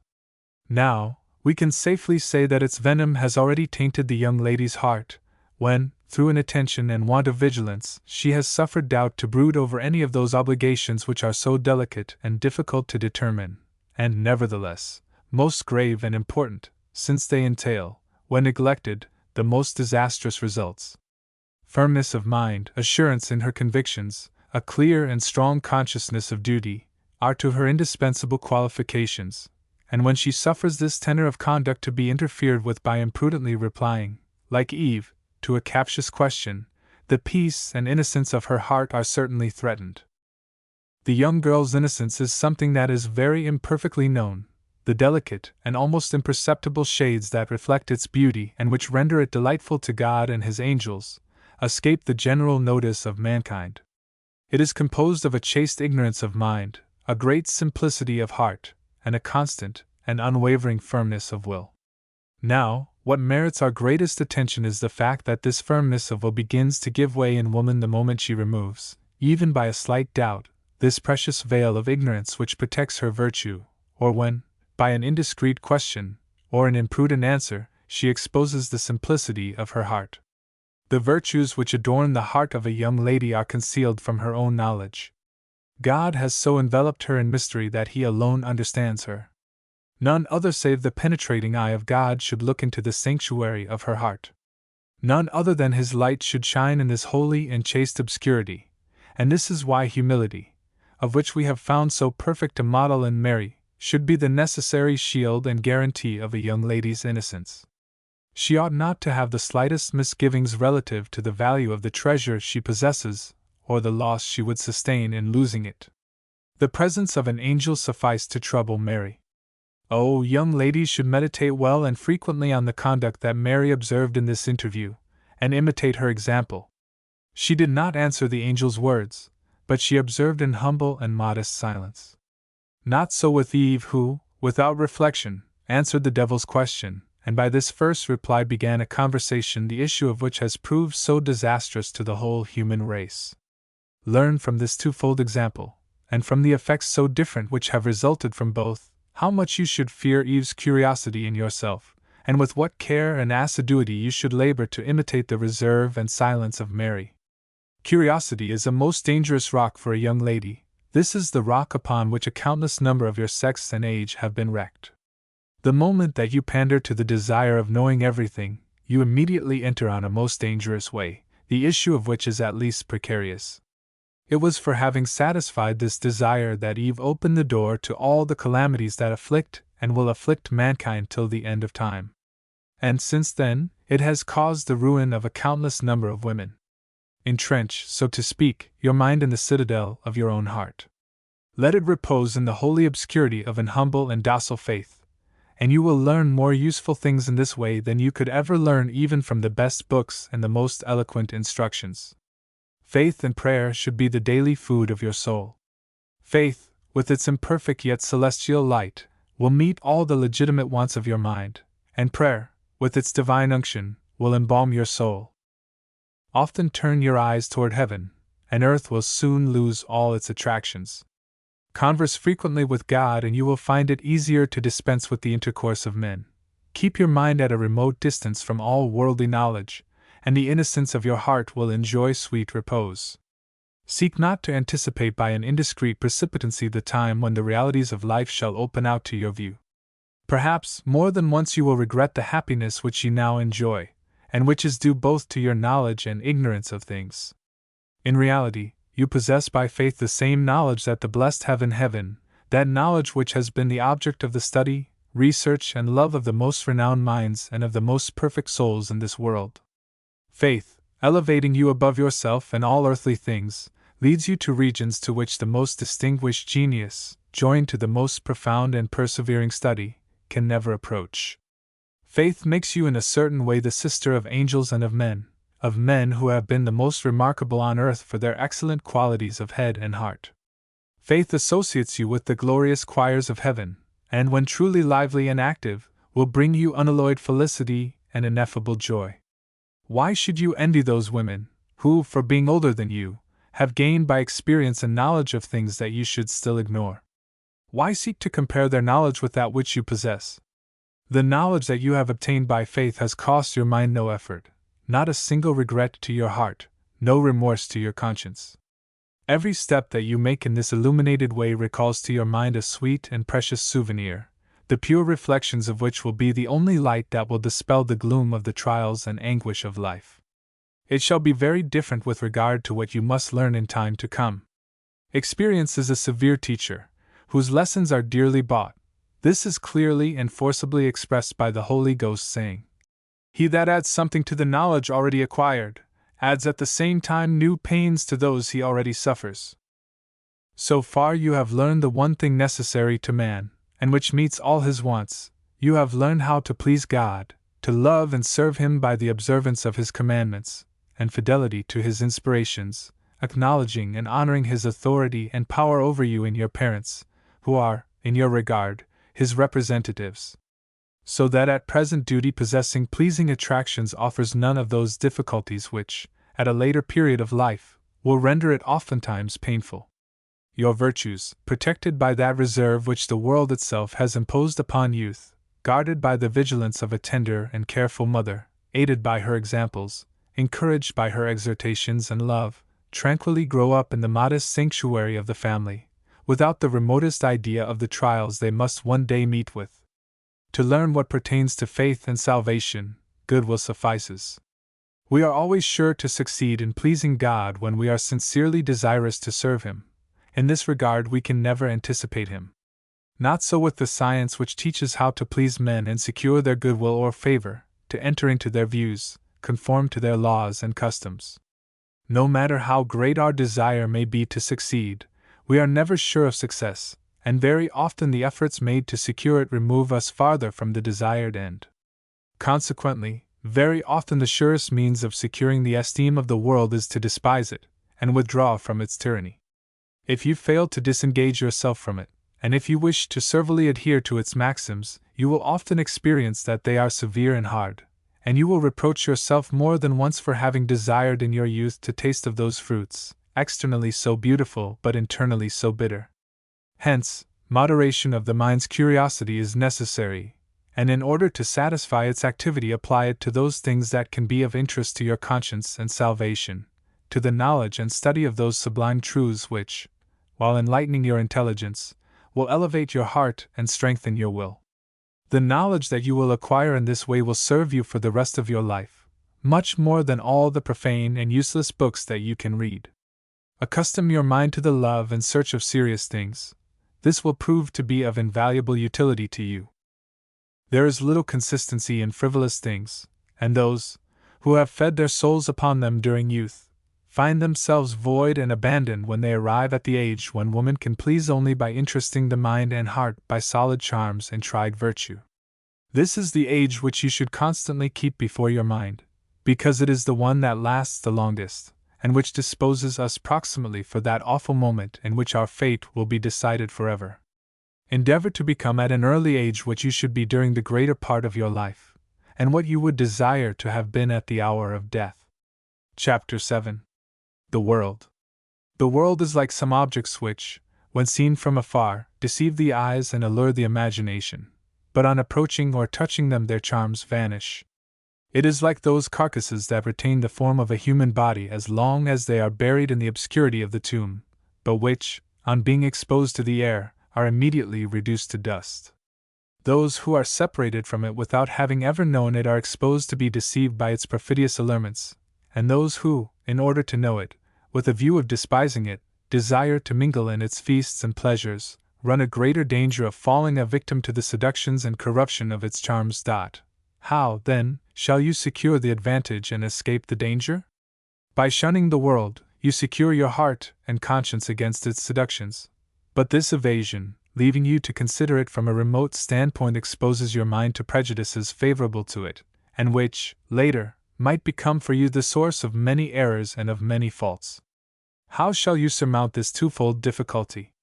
On the one hand, you cannot mingle with the world without danger, and on the other hand, it will not do for you to ignore its dangers, which must be known in order to be avoided. This dilemma would be of no consequence to a frivolous and unreflecting soul, or to a vain and presumptuous mind, which, confiding in its own powers, believes that it has a good knowledge only of what it sees and experiences, and counts for naught the teachings of faith and the experience of those who have gone before. Let not this be your case, but, listening with an humble and docile heart to the teachings of faith, reason, and experience, learn to know the world and its dangers while your age and conditions still shield you from its seductions. Of all the means by which divine providence enlightens our minds here below, divine faith, as you are aware, is the purest, the brightest, and the most reliable, not only because it comes from God, but because it is presented to us by an authority which He has established, and which, by His special assistance, He preserves from all error. Sacred Scripture, interpreted and explained to you by this authority, is, therefore, the great source to which you must have recourse for the knowledge of the things you should know. Now you will find that there is hardly a single page of those sacred writings in which there is not a malediction pronounced against the world, and a warning for you to avoid its siren charms. You will find in the Gospel according to St. John its true character described by Jesus Christ Himself, who, being the incarnate wisdom, could not have any other than the most perfect idea of things according to their just value. In the first place, it is certain, according to this apostle, that when the eternal Word came into the world it knew Him not, when Jesus wished to make the Jews feel the confusion of their own blindness, and see the reason of their opposition to His doctrine, He said, "You are from beneath, I am from above, you are of this world, I am not of this world, therefore, I say to you that you shall die in your sins." John 8. 23, 24.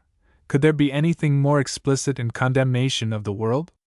It has its origin and the throne of its power in the lower regions of the earth, while the kingdom of God resides in the sublime abode of the human heart. When He promised His disciples that He would send them the Spirit of truth, to console them, He gave as the distinctive mark by which they would know the Holy Spirit, that the world could not receive Him because it has no knowledge of Him. Hence the opposition that exists between the world and the Spirit of the new law is so great that any compromise is impossible. The world is absolutely incompetent to receive or understand the Spirit of Jesus Christ. Another fact will render this manifest opposition still more palpable. When Jesus addressed His eternal Father that beautiful prayer preceding His agony and passion, He excluded the world by a positive act of His will, in order to give all to understand that the world could never have any share with Him. "I pray not for the world but for them whom Thou hast given me. The world hath hated them because they are not of the world as I also am not of the world." John 17. 9-14. St. Paul interprets these words in that energetic style so characteristic of his writings, when he says to the Corinthians that, "We have not received the spirit of this world whose wisdom is folly before God. Now shall you adopt as the rule of your conduct and judgment a wisdom which God has not only reproved, but even branded with the stigma of folly?" According to the same apostle, the world proves by its own words that its knowledge is stupidity, since it can see nothing but folly in the cross. The maxims, ideas, judgments, conduct, and habits of the world and those of the flock that Jesus came to save are so contradictory, their language is so different, that the wise of the one are fools with the other, and the things regarded as the most sublime by the former are to the latter preposterous absurdities. The reason is simply because the one has its origin, light, and end in heaven, while the other draws them from the earth. Now, if, in order to verify these words of the sacred Scriptures, you take a view of the doctrine of the world and of that of Jesus Christ, and compare them, you will not find a single point in the one that is not in direct contradiction to the other, so that, by the Gospel, you are enabled to discover the maxims of the world, and vice versa. You may rest assured that what is recommended and sought for by the one is censured and despised by the other. St. Paul, speaking to the Galatians, says that, "If he was still pleasing to men, he would not be the servant of Jesus Christ." If this be the case, you will say, why remain in the world? Is it not every one's duty to leave it as soon as possible and abandon it to its own corruption? Let the words of our divine Lord answer, "I do not pray you to remove them from the world, but I pray you to preserve them from evil." Our peace of conscience in this life, and the joys of heaven hereafter require separation from the world in opposition to its maxims. But this separation is one of mind and heart, which consists in a manner of thinking, judging, and acting entirely opposed to that of the world. Man ceases to belong to the world the moment he has ceased to make it the arbitrator of his conduct and judgment, and when he has freed himself from its prejudices, caprices, and tyranny. Behold what religion requires of you, and what alone will ensure you happiness in this life and in the next. Now, what is this world from which we must separate in order to lead a Christian life? In any society that we wish to study with a view to obtain a knowledge of its nature and objects, we may consider either the laws by which it is governed, or the body of men who compose it, and who are governed by these laws. Considered from the first point of view, the world consists in its own maxims, laws, customs, and judgments, which are in opposition to the letter and spirit of the gospel, and which tend to withdraw the soul from the love of spiritual things, or at least to create in her a dislike for them. Considered from the second point of view, the world comprises a mass of men who profess its maxims, adopt its usages, obey its laws, and yield to its judgments. The world thus considered entails a twofold obligation for you, one of which can never admit of any exception or dispensation, while the observance of the other must be always regulated by prudence and charity. Indeed, the world, considered in its maxims, should be for you an object of constant aversion and contempt, because it is the arch enemy of Jesus Christ and of the Spirit that he communicates to his true disciples. This is the world that you renounced on the day of your baptism, and the solemn engagement that you then made was the first and most important of all those that you have made, or will make, during life. But while it is never permitted you to adopt the maxims of the world, charity, prudence, and the consideration due to your position, age, and family, will not allow you to effectively isolate yourself from those who have adopted its maxims as the rule of their actions and judgments. In this you should conform to all that due decorum requires, and endeavor to preserve your mind and heart against the pernicious influences often communicated by words, actions, lessons, or examples of those who are slaves of the laws or customs of the world. The danger is the more imminent inasmuch as the sunny side only of the world is displayed to you, while no pains are spared on the part of those bound to you by the most sacred ties to engage you to adopt their views and imitate their example. This is certainly one of the most delicate positions in which a young lady can be placed, when her only arms of defense are the uprightness of her mind, the innocence of her heart, and the purity of her instincts. St. Bernard says, "To serve God is to reign." By a contradictory assertion, we can safely say, to serve the world is to be a slave, and of all servitudes there is none so hard nor so humiliating as that which the world imposes upon those who yield to its empire. If God were so exacting as the world, so inflexible in the laws that he imposes upon us, so severe in the chastisements by which delinquencies are punished, piety would be an insupportable burden through the weakness of the greater part of men, and God would find very few worshippers who would be willing to submit to such an ordeal. What is most remarkable and worthy of compassion is the fact that, very often, those who groan the most under this slavery are at the same time those who support it with the greatest resignation. To suffer for a genuine duty, for a generous sentiment, for a noble or grand idea, is something which the human heart can, not only accept, but even love and choose with a certain pride. But to suffer for the sake of worldly etiquette, for the sake of fashion, for things and parsons despised for their tyranny, is a deplorable humiliation for those who do it. And nevertheless, the greater part of those who might be called world worshippers, who seem to give it the tone, bear patiently its yoke, which debases them in their own eyes, pandering to necessities which they have imprudently created, and from which they now find it impossible to free themselves. Chapter 8. The same subject continued. If the life of a woman of the world were proposed as a model, and, after having carefully examined all her occupations, you would discover what would be hard for you to be convinced of before having done so, namely, that there are women so inconsiderate as to feast their minds on such frivolities, so forgetful of their dignity as to make it subservient to such misery, so trifling as to make a serious work of bagatelles, which at most can be considered as little better than childish amusement. Your soul, still rich in its primitive candor, and favored with an energy tempered in the love and habit of virtue, would revolt at the thought of such debasement. And nevertheless, unless you apply your mind to acquire a love for serious matters, you will not escape a disorder which you so justly deplore in others. You will be captured in those windings which have proved fatal fastnesses to women of other days. There remains no choice between these two alternatives.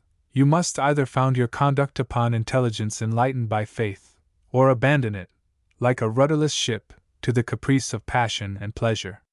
The life of a worldly woman is a fictitious life. Nature seems to have no attractions for her.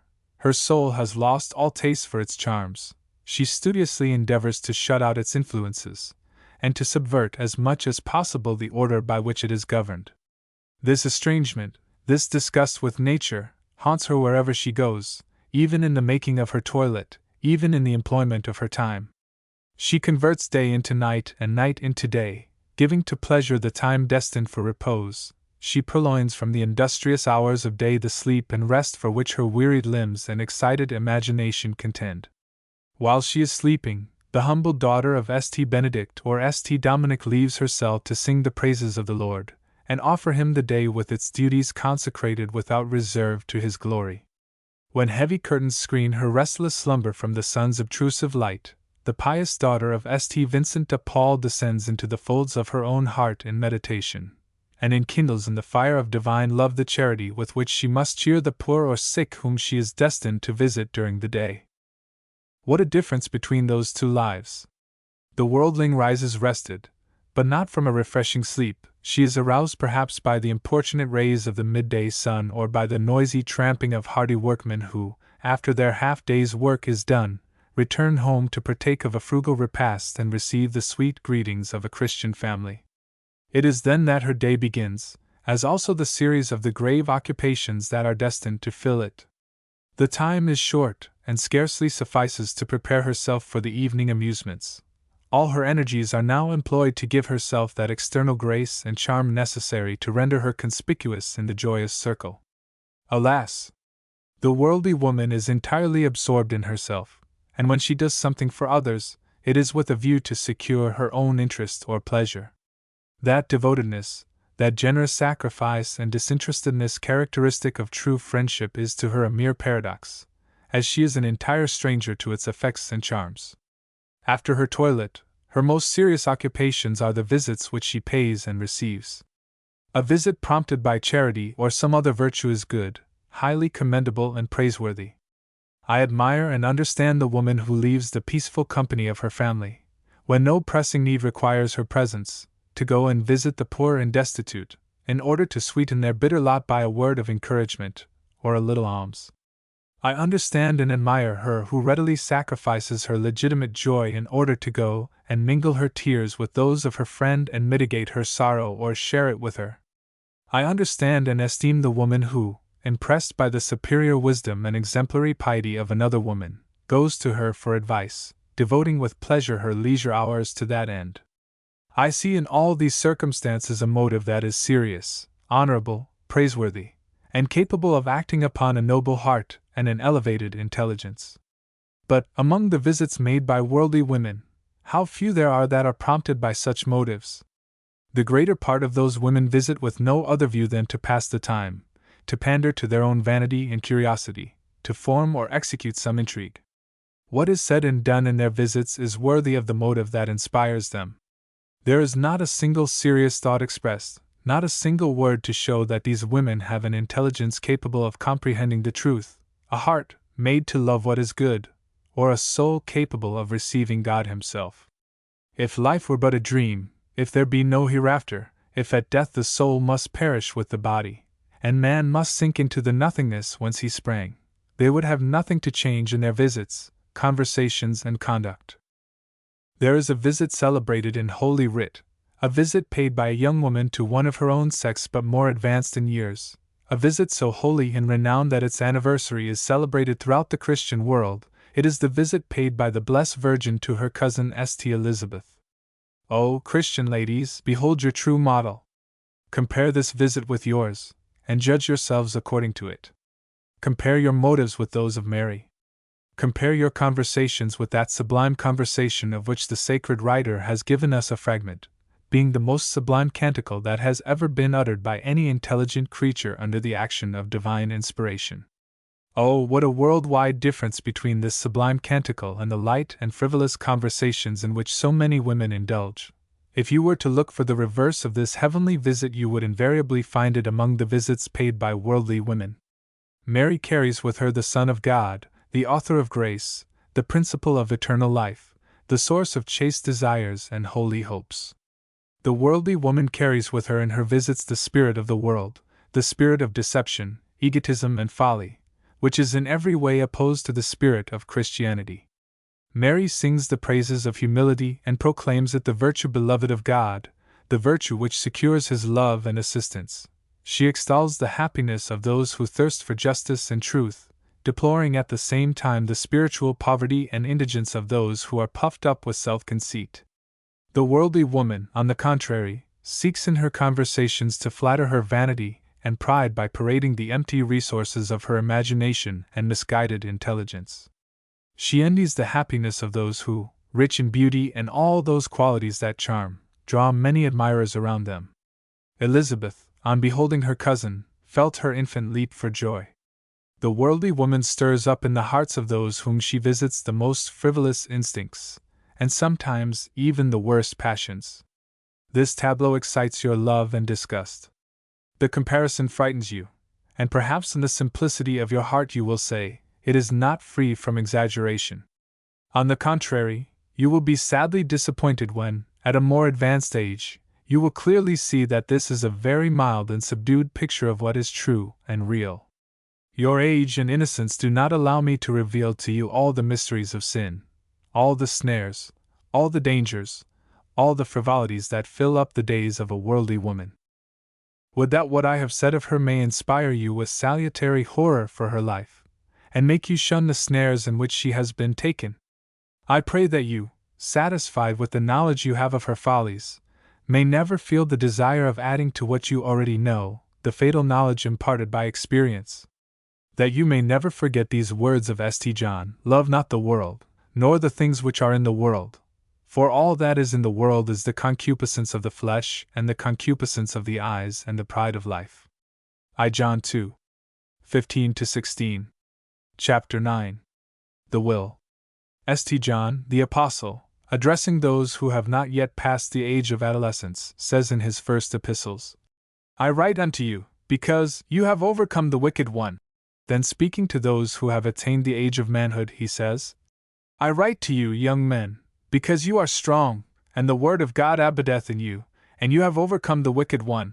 Again, in the book of Proverbs, chapter 31, the inspired writer speaks in the following terms. Who shall find a valiant woman? The price of her is as of things brought from afar off, and from the uttermost coasts. She hath put out her hand to strong things, strength and beauty are her clothing, and she shall laugh in the latter day. She hath opened her mouth to wisdom, and the law of clemency is on her tongue.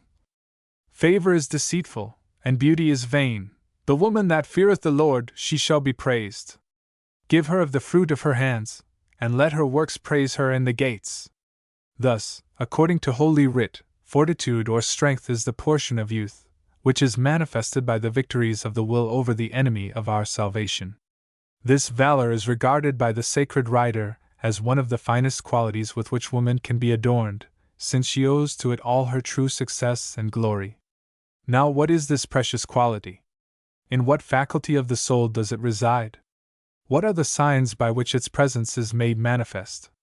What is the end to which it tends? What are the rewards that crown its victories? These are questions of deep interest, and the importance attached to a knowledge of their solution cannot be too great. In the first place, we shall begin by stating that the seat of valor is found in the will. To be valiant consists in willing intensely what is painful to nature, accomplishing what is proposed with energy and perseverance. I have often treated this subject, but it is so inexhaustible that it always seems new. Its importance grows with time, and nowadays it cannot be insisted on too much, nor can there be too much attention paid to it by those who wish to preserve in this world the integrity of their conscience and lead an irreproachable life. Alas, it is painful to avow that this generous will is too rarely met with. This noble faculty of the soul is made subservient to other faculties which should be subject to and directed by it. The mind has perhaps acquired greater vivacity and penetration. The imagination, under the action of a constant change of images, and those sensations which the activity of life multiplies so rapidly in our time, has perhaps become richer and more varied. The heart, cherished while young by the cares and caresses common to the paternal roof, has perhaps more confidence and candor. But the will, what has become of it? What has it gained by this development of all the powers of the soul? Where is its place among them? It should be their ruler, whereas it is made their slave. They have conspired its overthrow. It is true that very often the enfeebling of this great faculty is due to the excessive tenderness of those who have allowed us to contract pernicious habits. Who is it that speaks to the child's will? Who teaches him how to use that faculty and resist with energy the caprices of his imagination, the passions of the heart, the empire of the senses, the seductions of the world? These are duties that the will is called on to discharge, and as long as man shall live, such duties will be of daily occurrence. Hence the will is destined to be constantly called into action. The will serves us when all the other faculties fail to act. When the exhausted imagination sinks into a lethargic slumber, when the worried heart loses all relish for everything, when the mind, dreading the light of truth, gives itself over to error and prejudice, when the smoke of passion blinds the intelligence and suffocates the senses, it is then that the will, fashioned in the school of pliant energy, seizing the reins with a firm and vigorous grasp, snatches the imagination from its torpor by bringing it to bear on objects capable of arousing it. It is then that the will animates the heart with generous and noble sentiments, and applies the mind to the consideration of truths which enlighten and fortify it. There exists a strange abuse relative to the nature and essence of the will. Very often, parents, blinded by a false prejudice, see with pleasure, and admire in their children, stubbornness and obstinacy of character, and, looking forward to their future with an air of pride, they say, "That child will have a strong will." Deplorable error! Woe to the parents who fall into it, and the children who are its object. When the will is truly strong, far from being obstinate, it is, on the contrary, pliant and tractable. No human power can restore suppleness to the arm which a convulsive paroxysm has stiffened, yet it does not follow that this arm is stronger than when it was in a healthy condition. The stiffness, far from increasing its strength, decidedly weakens it. In like manner, the will's strength does not lie in stubborn obstinacy, but rather in that pliancy which enables it to dispose itself as circumstances may require. A stubborn character has nothing in common with this noble and precious faculty of the soul. And, like all the others, this faculty possesses 2 degrees of elevation. In the one it comes in direct contact with the senses and the external world, and in the other, raised above all sensibility, it receives its light and movement from on high. The will, taken in its inferior part, is nothing else than that appetite or blind instinct which we hold in common with the brute creation, and by which animals are governed in their choice of some things and their rejection of others. If the will, properly so called, consisted in this blind instinct, man would be inferior to the ass and the mule, whose attractions and repugnances are more imperious than those of other animals. The will, as understood in the true Christian sense of the term, acts in contradiction to this brutal appetite. Hence they alone have a strong will who can, when duty and conscience require it, obey their voice with docility, in spite of all instinctive opposition. The education of the will, I admit, is a long and painful process. We are taught at a dear rate how to know and judge things, but we must learn at a dearer price how to will. The culture of the mind is the least important and the easiest part of our education, while the culture of the will is extremely important and demands much time and labor. Yet, through a most culpable negligence, it is just the faculty that receives the least attention and culture. Too many imagine that the training of the will may be done at any time, and, what is still more erroneous, that age, experience, and events will suffice to do this work. Hence we see every day poor souls entering the scene of life without an educated will, which alone is capable of reacting against the evils and trials from which none in this world can escape. This is the cause of that imbecility which renders the most precious qualities of mind and heart useless, generating inconsistencies and uncertainties which, in the moment of trial, deprive the heart of its energy and the mind of all light, thus leaving the soul open to all the assaults of misfortune. We are obliged to chronicle a painful truth when we assert that the culture of the will is sadly neglected in education in general, but more especially so in that of women. There are even some so blind as to think that a strong will in woman is a dangerous quality, alleging, as a proof of their assertion, the puerile reason, that since woman was made to obey she should find in another's will the rule of her actions. But we ask, if woman can have no will of her own, how can she exercise the virtue of obedience, since that virtue consists in bending the will to duty? And since, in her sphere, she is constantly called on to practice obedience, it is just the reason why she should have a strong will. Now, if from a tender age she has not given due attention to this precious faculty of her soul, if she has contracted the fatal habit of acting without a purpose, without reflecting, through caprice, following by a blind instinct the allurements that flatter the senses and imagination, if she has not learned to conquer herself, to put duty before pleasure, and the voice of conscience above that of the passions and honor, how will she be able to live with a husband capricious perhaps in his desires and stubborn in his will? How will she be able to confront his exactions or cope with his rage? How will she bear with the faults of her servants, and of those with whom she may be obliged to live? How will she, in her warnings and reproaches, be able to blend in a just proportion mildness and firmness, to obtain the salutary effects which she desires? The path of life is not strewn with flowers. All is not joy and happiness here below. Woman is destined, as well as man, to meet with days of sorrow and bitterness, when a firm, patient will must be her only port of safety. To woman patience is, perhaps of all virtues, the most necessary to sustain her in mental anxieties and various other sufferings that are inevitable, and since patience is a fruit of the will, it follows that a morbid will cannot produce an enduring patience, the deficiency of which must render her life almost intolerable. He that sails with the current and a favorable wind need not ply his oars. But when there is question of going in the contrary direction, what was at first a great advantage becomes now a double disadvantage, and he can succeed only by strenuous efforts. During the days of youthful glee you glide gaily down the river of life, going with the current, favored by the breeze of hope, charmed by varied and softly changing scenes. But this time will soon have an end. Sorrow will embitter your joys ere the frost of age shall have cooled the blood or chilled the imagination. Very soon, in a few years, perhaps, it will knock at the door of your soul, and you will be obliged to give this inopportune visitor admittance, to remain with you, perhaps, for the rest of your life. Among the young ladies of your acquaintance are there not some who are unhappy? And can you, without a voluntary illusion, convince yourself that youth is a preservative against misfortune? Are you prepared to ward off the intruder? If it wounds you, how will you endure the pain? It is imprudent to delay the acquisition of a particular branch of learning until its practical use becomes necessary. And since it is while we are hale and hearty that we should learn to die well, so it is while prosperity smiles on us that we should learn to bear adversity. Learn now, while young, to support all the vicissitudes of life. Make timely provision, not only against adversity, but also against prosperity, which for many is the more dangerous of the two.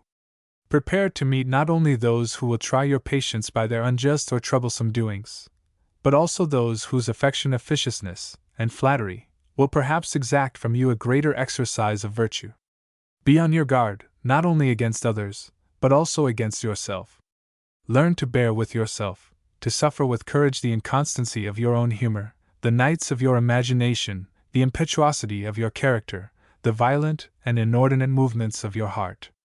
Accustom your will to wield the scepter and resolutely to govern the passions, which are most powerful auxiliaries for good or for good when under the complete control of the will, for evil when they are emancipated from its sway, for then they become the vultures of life, and a torment of the soul. Never lose sight of the fact that you require a stronger will to obey than to command, and that your condition, far from rendering your will less necessary, shows, on the contrary, that it is indispensable to you, unless, by inducing that unjust and outrageous judgment by which the world seeks to degrade the dignity of woman, you force upon yourself the conviction that her will should count for nothing either at home or abroad, that she is destined to be blindly led by the caprices of others. Unless you confound obedience with servitude, and authorize the prejudices of those who pretend that woman should have neither thought nor will of her own, but that another is charged with thinking and willing for her, thus exonerating her from all responsibility. If this be your conviction, I ask, why do you read this book? Close it, it is not written for you. because from the first page to the last it constantly discloses to your view all the titles of your glory and the grandeur of your dignity. Close your eyes to the light of truth, shackle the will's liberty lest you may see and feel the shame and humiliation of your sad condition, and like a thing inert, await in dumb silence until some trafficker may come and calculate how much he will gain in fortune and pleasure by purchasing you. Behold the deplorable condition to which the pagan theories of the world reduce woman. Behold the degree of abjection to which she herself descends when, losing sight of the light of faith, which exposes the true nature of things, she suffers herself to be deceived by the vain systems of a world worthy of God's anathemas, and governed by the spirit of deception. No, woman has not been created to be a slave. God has neither destined nor consigned to such a humiliating state that half of humanity from which He has chosen His mother, and which has been favored with a holy reflection of the glory of Mary. God required a positive act of woman's will in her cooperation in the work of our redemption, and to obtain it He did not hesitate to choose as His ambassador one of the brightest of His archangels. Judge from this the respect and importance due to woman's will. Moreover, it is a significant truth, sustained by a long experience, that the salvation of a family, of a father, a brother, a son, a husband, is secured in a great measure by the care and prayers, the firm and wise, yet mild and prudent conduct of a Christian woman, deeply penetrated with the profound sentiment of her dignity and the true importance of her duties, all of which depend upon a firm and patient will. Chapter 10. The Imagination. The imagination, that active agent of the senses, is the bee which, in its continual excursions, gathers from the flower cups the sweet-scented dust from which, by due process, it forms the wax that gives us light and the honey that nourishes us. Your soul is like a beehive, full of activity and life.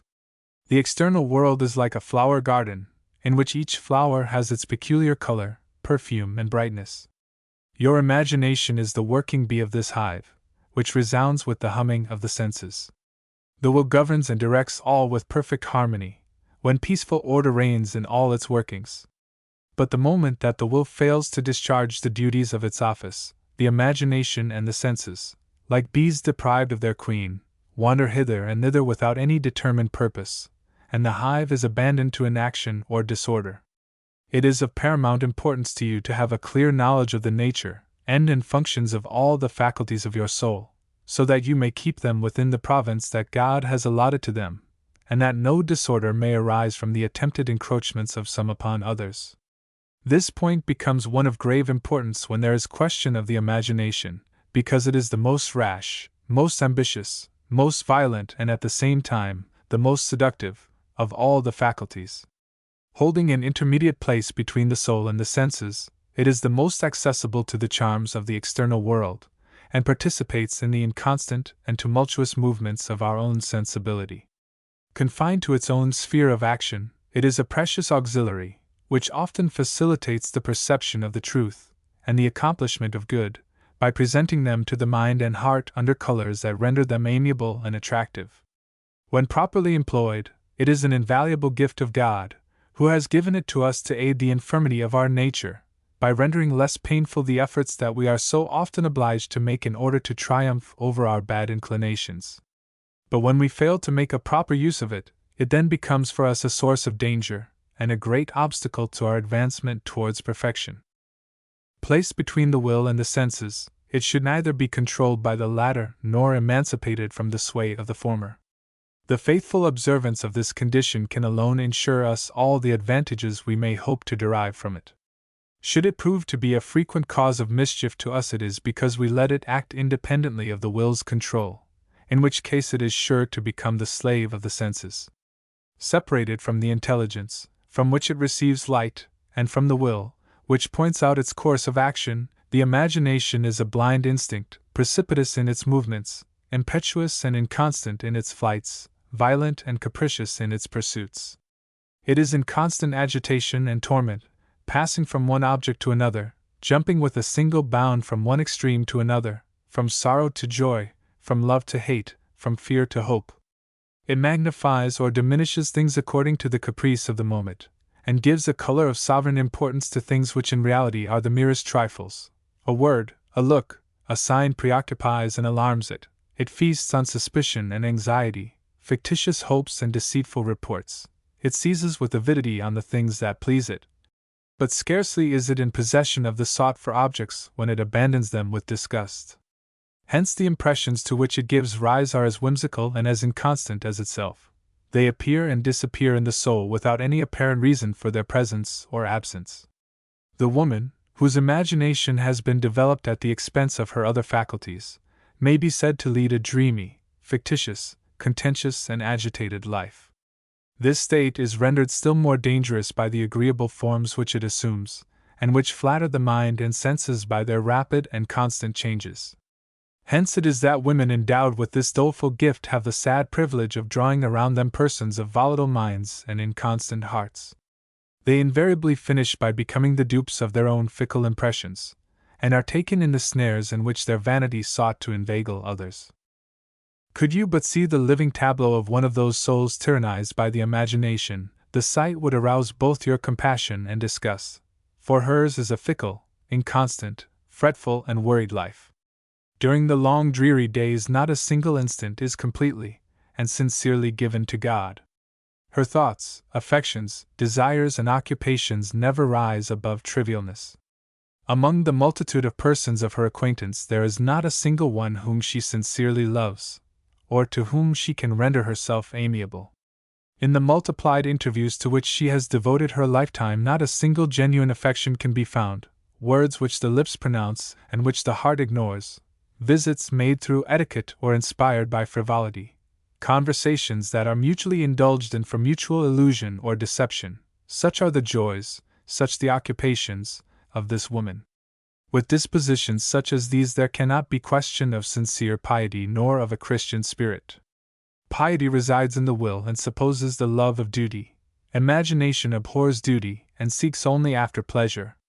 True, the grace of God is all-powerful. It is not tied down to the development of our natural qualities, and God knows well, when He pleases, how to come to the assistance of the soul's faculties, and plant the germs of solid virtue in a heart that is frivolous and badly disposed. Still it is an evident fact that among souls there are some better prepared than others to receive this divine seed, which takes deeper root when the heart is well disposed. Now, among all the agents that can unfit us for the reception of divine grace there is none so bad as an ungoverned imagination, because it is the source, especially among women, of the most fatal illusions. A woman in this condition spends her whole lifetime in deceiving herself and in deceiving others, not purposely, but by a fatal and voluntary illusion. She can see nothing in its true light. All objects appear to her under strange colors. She forms her judgment of them according to the impression they make on the senses, or the effect they produce in the imagination. All this unfits her for the reception of those supernatural truths which fortify the mind without troubling the imagination, and consequently, she remains insensible to the sweet impressions of grace which acts so mildly on the heart as to be unperceived by the senses. To such a woman piety is a mere matter of form, made up of certain practices which, in the guise of religion, flatter and feed her imagination. But the most terrible feature of this condition is, that it always grows worse, keeping the soul in a cloud of darkness, which even the special light attendant on death cannot dispel. Thus, living and dying, they deceive themselves, and carry their illusions to the very tribunal of the sovereign judge. Then, and not till then, do they discover the truth which, though seeing, they did not perceive during life. Then, in doleful cries and lamentations will they exclaim, "Alas! We deceived ourselves, we have gone astray from the path of truth." Do not expose yourself to the same sad fate and doleful end. Avoid the danger while it is yet time. Train your imagination from a tender age, keep its activity under control, then, instead of being a source of vile, it will be a source of most precious advantages to you. One of the best means by which you can succeed in doing this is to fortify your will, giving it that authority and consistency which it needs in order to govern the imagination. Without a strong will, that remains always self-composed in the midst of the tumult of the senses and the activity of the imagination, you will certainly fail to confine the latter to a just moderation. That your judgment may enjoy perfect liberty and ease, your every act should be determined during peaceful calmness. Do not forget that, while you are passing through moments of excitement and preoccupation, you are unable to see things rightly and execute them properly. When in this state of mind a project is proposed to your consideration, you will find that your heart is already fixed upon it before you have duly examined it. Then the liberty of your mind becomes shackled either by vain hopes or fears suggested by some blind and violent instinct. In this and similar circumstances you should proceed with great precaution. It is prudent and wise to defer taking action in any serious matter until self-composure is completely restored, until the mind is serene, the heart at peace, and the will in full possession of its liberty. Listen not to the plausible solicitations, obey not the impulses of your imagination, but wait several days, or weeks, or even months if necessary, for a final determination taken in the midst of confusion and agitation will inevitably entail bitter regrets. Even prayer will not obtain for you, while in such a state of mind, all the light that you need. What you should first ask is, that God would lull the storm, and restore peace to your soul. But it is not the moment to pray that He may inspire you what to do in this or that difficulty, because, preoccupied as you are, you will perhaps take for the voice of God and of your conscience the cries of your troubled imagination. When, after a mature and serious examination of the matter at issue, you have calmly discovered what course to adopt, it is then time to enlist the service of the imagination to aid your will, and get it interested in the work that you have to do, in order to impart new energy to the soul, and new light to the intelligence. When it is docile to the orders of the will, it is a powerful auxiliary for good.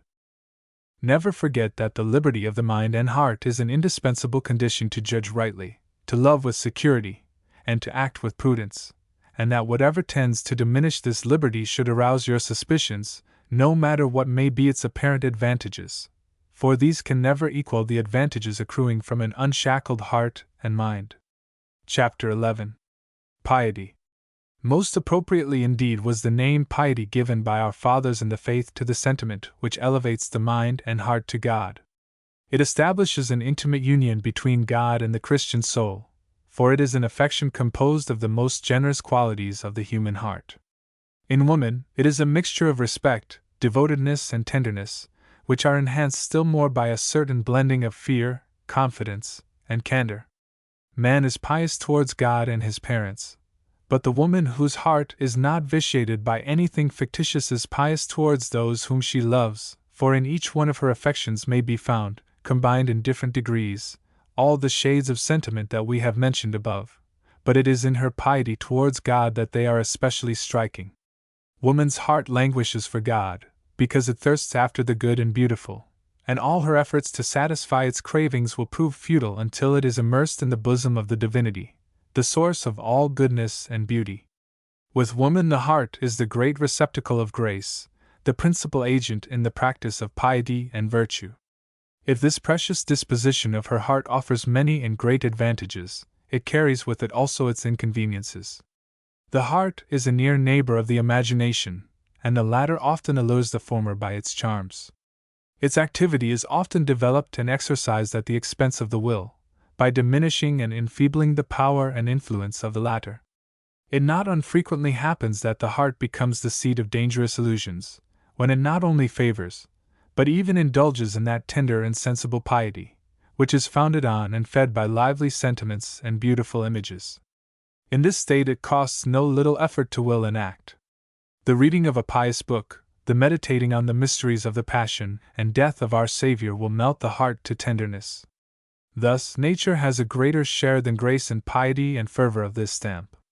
Self-complacency and self-love are here most adroitly concealed under the garb of humility, and it requires a rare sagacity to discover their presence. The Christian soul in this state seeks not to please God or others, but it seeks rather its own pleasure, and for many women this kind of piety is a form of affectation and vanity. With those fine sentiments and enthusiastic transports they remain unmortified, vain and curious lovers of flattery and averse to reproof, retaining all their faults, which they endeavor to conceal under the mask of external piety. Do not ask such women to bridle their will or to restrain the sallies of their humor. Speak not to them of the good derived from self-mortification, self-abnegation, and the love of the cross. Words such as these have no signification for them. They are satisfied with simply feeling and giving expression to those virtues, after the manner of artists who, by a happy disposition of mind, are expert in becoming penetrated with ideas and sentiments in which their will has no part whatever, and which have no moral influence over their life. They are delighted to go with Jesus on Mount Tabor and contemplate him in the splendor of his glory. But when there is question of participating in his ignominy on Calvary, they most shamefully abandon him. And when he asks them to aid him to carry his cross, they do it, if at all, as reluctantly as did Simon of Cyrene. They willingly multiply prayers and exterior practices of piety, which flatter natural inclinations. They frequent the sacraments, and this furnishes them the occasion and means of producing those lively and tender sentiments upon which the heart loves to feast. Their doleful condition is rendered still more deplorable by the use of the most sacred things to nourish their self-love and sensibility. Grace, according to their views of the spiritual life, is only a means to render natural sensibility more delicate and refined. Thus, led on from one delusion to another, such women come to the end of their life, rich in foliage and flowers, but without ever having produced any fruit. I hope, dear reader, that such may not be your case. But to avoid all error on a point of such vital interest, meditate constantly on the divine instructions that Jesus has left us in the sacred Scriptures, and on those also with which he inspired the pious author of the Following of Christ, their most perfect commentator. Learn to discern genuine piety from that which bears only the name. Learn to distinguish between its object and that which is only a means to attain that object, two things which are frequently and erroneously confounded, yet which are very distinct and very different from each other, for it is a great mistake to neglect the end by attaching too much importance to the means by which to attain it. Piety does not consist in sublime language, mystical thoughts, or angelical sentiments, for, according to St. Paul, we might speak the language of angels and be still only sounding brass. Neither does it consist in the knowledge of divine mysteries, nor in the more excellent intellectual gifts, for, according to the same apostle, a man might be a prophet and possess a knowledge of all science, without being on that account anything in the sight of God. Faith is truly grand because it is the principal basis of our justification, and because with it we are enabled to obtain all things from God. Nevertheless, man might have faith strong enough to move mountains and be absolutely nothing before God. Charity to the poor, compassion for the unfortunate are indeed excellent virtues, because they cancel numerous sins, and because they seem to form the principal matter of that terrible judgment which will decide our weal or woe for eternity. Yet you might distribute all your wealth among the poor, and still merit no reward from God. We are recommended by the Holy Scriptures and by the masters of the spiritual life to practice mortification, the perfection of which is found in martyrdom, and nevertheless, though you should even lacerate your body till it became one bleeding wound, and deliver it into the hands of the executioner to be burned, you might gain nothing thereby. None of all those things constitutes the essence of piety. One thing alone can claim this privilege, and that is charity, not that charity which consists merely in feeling and speaking, but a charity that is active, and which penetrates the entire life by its divine influence, that charity which is patient and beneficent, not envious, dealing not perversely, not puffed up. True charity is not ambitious, seeks not its own, is not provoked to anger, thinks no evil, does not rejoice in iniquity but for the good it beholds everywhere, it bears all things, believes all things, hopes all things and endures all things. Such is the soul of true piety according to the Apostle St. Paul. Cor Epist, 13 chap. Our divine Lord clearly defines its nature in the following terms. If any man will come after me, let him deny himself, and take up his cross, and follow me, for he that will save his life shall lose it, and he that shall lose his life for my sake shall find it. Math. Ch. 16. To be a Christian consists in walking in the footsteps of Jesus Christ. Hence, to follow him and carry the cross, self-denial is the first and most necessary qualification. In order to enjoy the eternal happiness of the future life, we must sacrifice the false joys of earth. Again, he tells us, "The kingdom of heaven suffereth violence, and the violent bear it away." That is to say, the valiant, the energetic, and persevering, will alone succeed in securing it, for the words bear away express the action of one that seizes a prey. Add to these texts those others of St. Paul. If any man have not the Spirit of Christ, he is none of his. That is, he does not belong to Christ, he is not his disciple, and they that are Christ have crucified their flesh with the vices and concupiscences. Now I would not have you think that the piety of which I speak is too elevated for you, that it can be practiced only by members of religious orders, and very holy laics. This is by no means the case. What is required of you is nothing more than what our Lord and all the saints would have you do. I must point out another error not less pernicious to the practice of true piety, namely, that of taking the means to the acquisition of piety as the end for which you practice it, for the means should at all times be appreciated according to their just value, or according to the assistance they give you to attain your end as a true Christian, which consists in dying to self and to self-glory.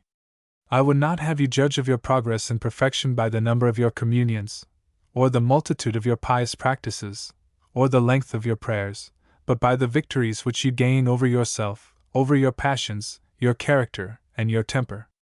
Like all other good things, you can turn prayer to your spiritual detriment, when you have recourse to it through vain glory. Be thoroughly convinced of the truth expressed by the evangelist St. John, that he is a liar who says that he loves God, and does not keep his commandments. Remember that the spirit of darkness, as St. Paul tells us, can, and often does, transform himself into an angel of light, and produce in the mind false lights, which dazzle and blind it. Now that you know in what the essence of piety consists, you ought to learn in what faculty of the soul it resides, and this knowledge will preserve you from many illusions, and point out to you the direction in which you must advance in order to attain your end. Piety should, by its divine influence, penetrate all the faculties of the soul and take possession of your whole being. It ought, as we have said above, to make its presence especially felt in your heart, by purifying all its affections, but its principal abode should be in the will, through which it may reach all the other faculties in order to elevate and vivify them. The will is, indeed, if I may so speak, the organ or the instrument of sacrifice and duty, and since piety properly consists in sacrifice and duty, in suppressing the inordinate appetites of the human heart, and elevating nature above herself, the will is the faculty in which piety should reside. It is not an easy matter to be truly pious, for, in order to attain to a superior order of spiritual perfection, we must lay aside self which paralyzes all the generous movements of the soul. We must also faithfully correspond to divine grace. All this entails much difficulty, many struggles, and consequently, great and constant efforts. Every being has a tendency, founded on an imperious instinct, to dwell in its natural sphere, which it cannot leave even to enter a superior one without making a great effort. Hence, the Holy Ghost warns him who desires to serve God to prepare for temptation and struggle. Now, among all the faculties of the soul, the will is the best disposed for the combat, because pleasure has a smaller share in its movements than in those of the heart and imagination. It is able, when necessary, to rise superior to the most alluring charms, preferring fidelity to duty with all its difficulties and bitterness. To be pious implies the faithful observance of God's commandments. If you love me, says Christ, keep my commandments. It consists in being resigned to the will of God, ready to be disposed of at his good pleasure. To do this you must place all your faculties, and especially your will, at his disposal. God has reserved to himself the right of acting in an intimate and profound manner upon the will.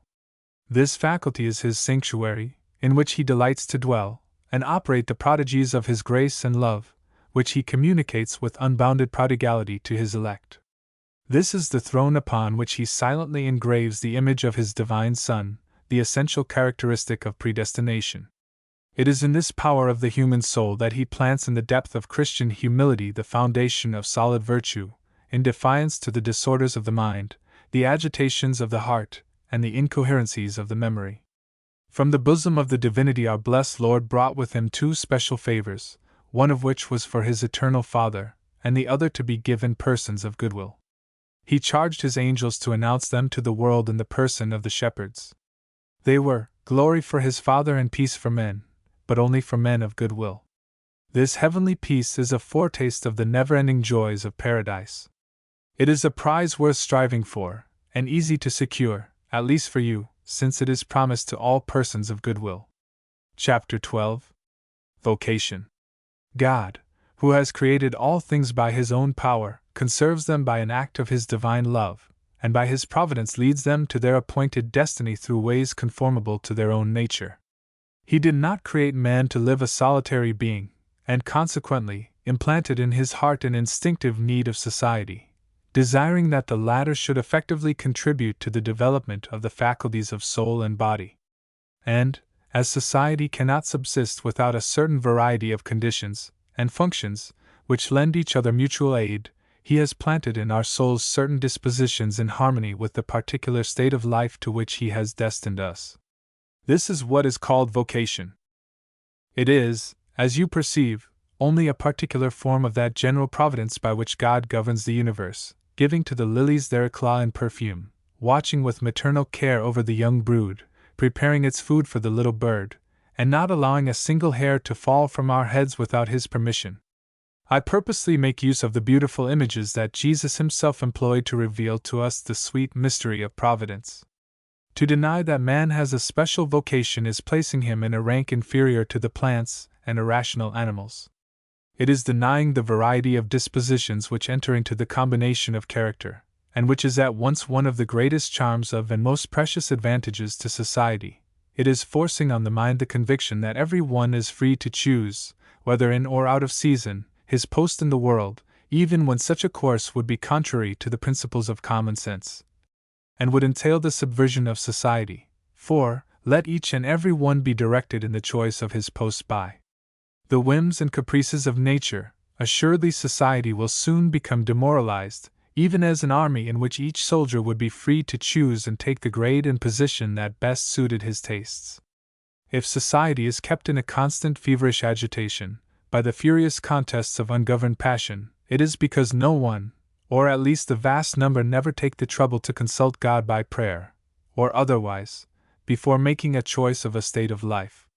If there are so many dissatisfied with their state of life, it is because they are not where God had destined them to be. If life is blighted with deception, fraught with regrets and bitterness, if our fairest hopes are blasted, if pain and sorrow brood over our existence, it is because the soul suffers the punishment entailed by her levity or negligence in a matter on which her weal or woe depends, both for time and eternity. Oh, how sadly rare in the world is that sweet and celestial peace, that interior contentment, that pure and simple joy which in holier times families prized as their most precious inheritance, and which they handed down to their posterity as one of their richest gifts. Then the thought of God and eternity presided over all the important actions of their life. Then the light of heaven was invoked when there was question of any important undertaking, and as grave matters were considered and weighed in the light of truth and religion, due attention was paid to the choice of a state of life. They knew that, while other proceedings might be changed, and consequently their fatal result averted when foreseen, the step made in the choice of a state of life is irrevocable, and a mistake made in that step not only involves our happiness or misery for time but also for eternity. Hence it is said by many that vocation is closely allied with predestination.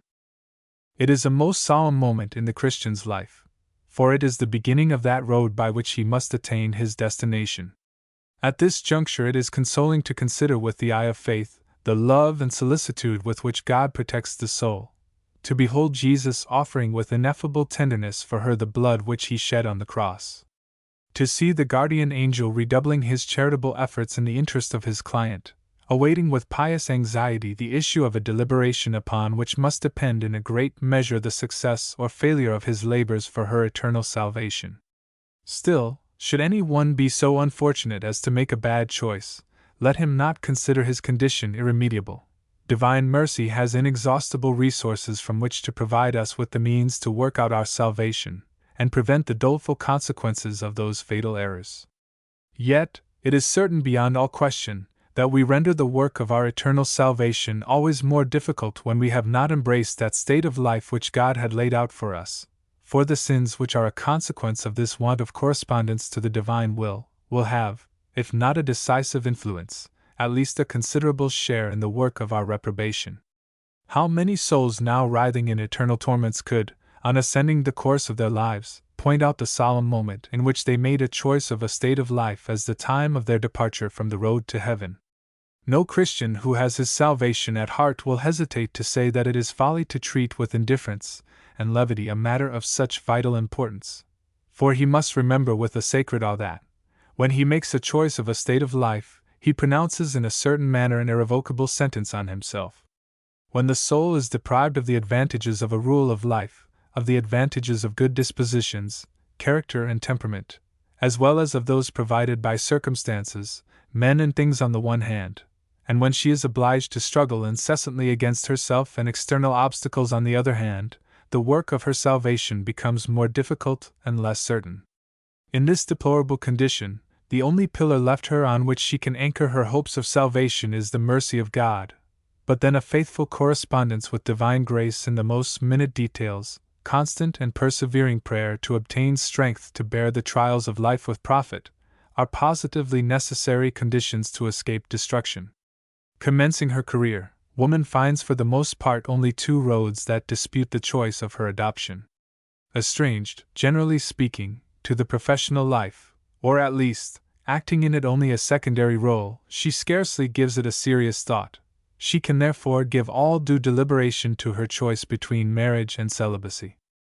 If all were bound to choose the more perfect state, considered in itself, the question would be easily settled, as in that case there would be, properly speaking, no choice to make, for evidently it is the celibate state of life that should be adopted, since it is a more perfect state than that of marriage, and the Church, maintaining the doctrine of the Apostle on this point, has condemned as heretics those who teach that the married state is as perfect as that of virginity.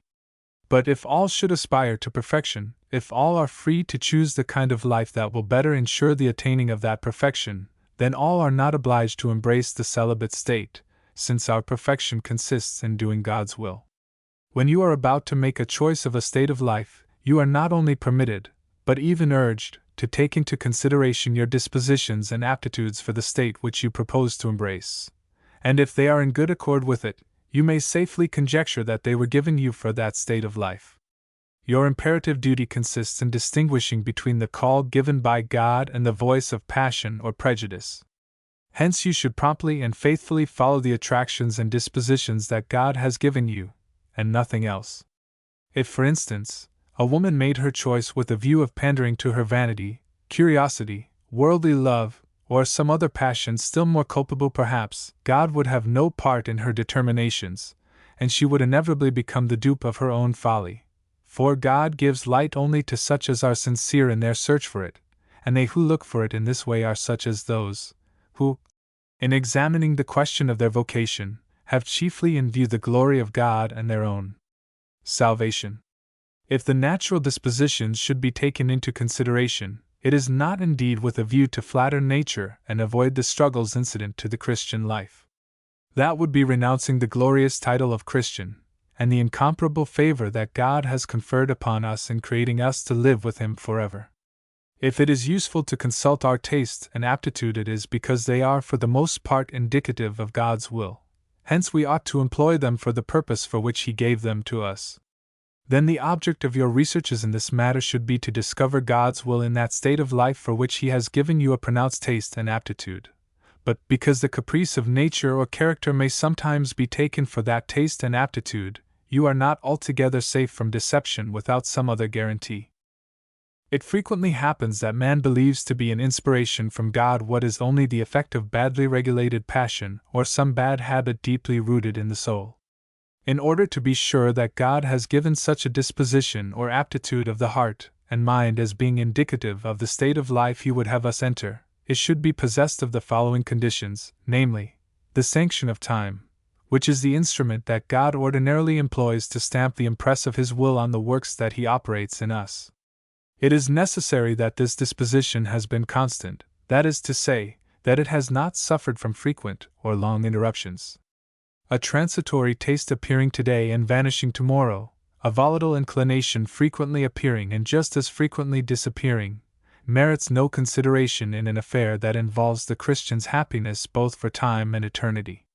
However, if the aptitude which you feel in your soul for a given state of life has lost much of its vivacity, or even when it should have frequently vanished in the course of your life, you are in duty bound to study the causes and circumstances of this change, especially when, with the disappearance of that inclination, piety and fervor in God's service have also diminished in the soul.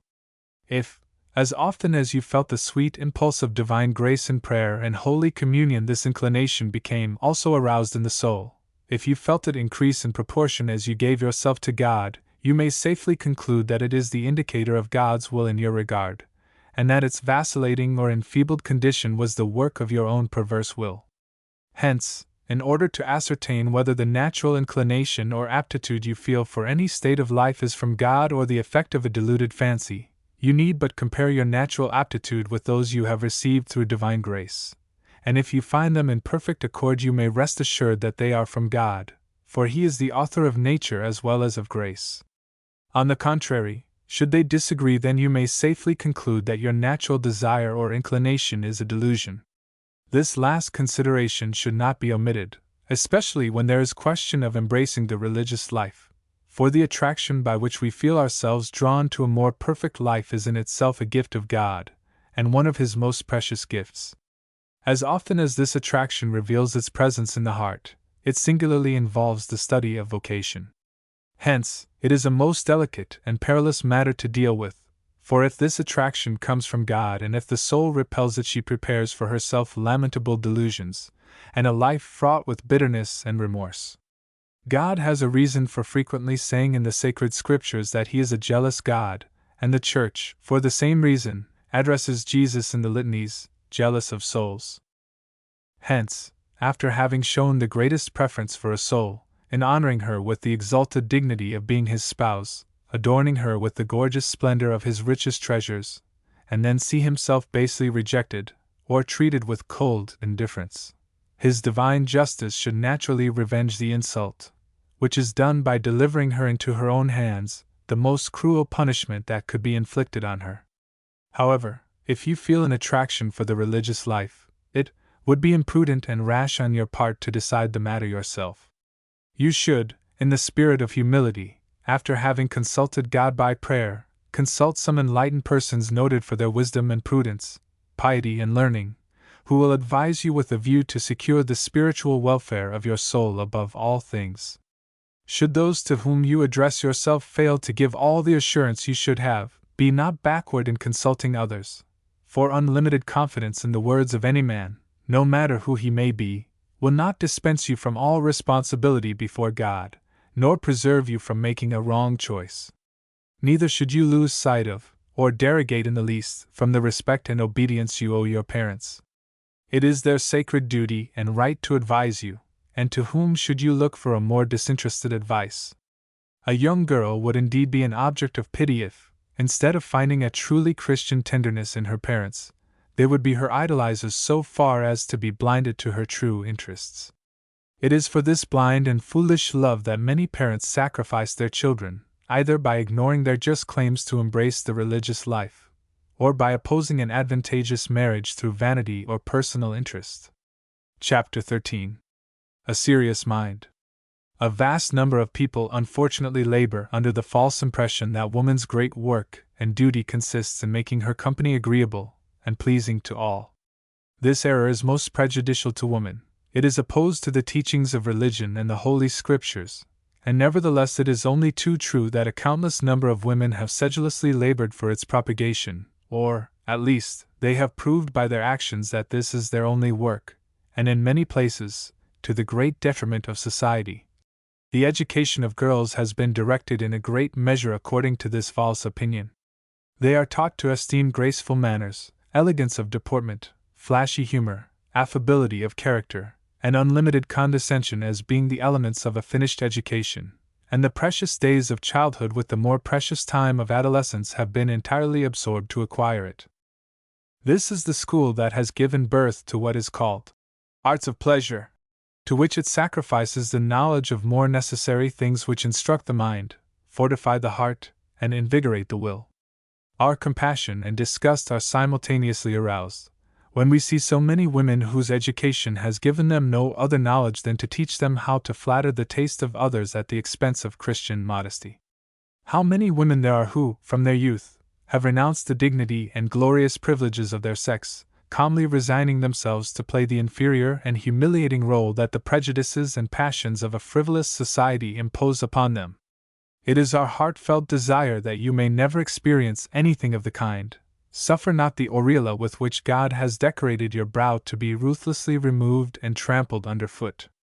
Remember that your soul is just as noble as that of man, that it is illuminated by the same faith, drawn towards heaven by the same hopes, and united to the same author of all greatness and of all life by the same charity. Should your belief in this waver, transport yourself in spirit to Calvary. There you will see that women were the only sympathizers of Jesus, and while hanging on the cross, women were, with the exception of St. John, the only witnesses of his death. The apostles and disciples, all had fled, and in this memorable scene in which all things seemed to be confounded, courage and valor seemed to have taken refuge in the soul of women. Hence the Church records, with love and gratitude, on the brightest pages of her history, this noble and generous act of devotedness as being the special privilege of your sex, since it was won on the ever-memorable day of our redemption. It is not easy to look a painful truth in the face, but we are forced to do so when we reluctantly confess that female frivolity is the source of that levity which prevails nowadays, to such an extent as to affect the very laws and government of society.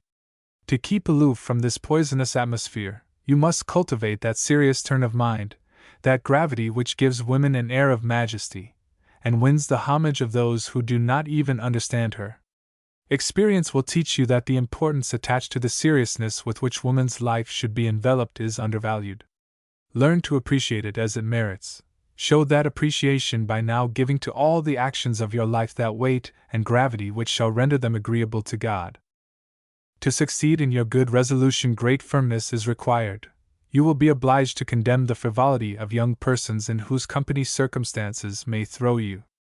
You must set your face against the fashions of the world, against the force of habit and prejudice, perhaps against the freaks of your own character.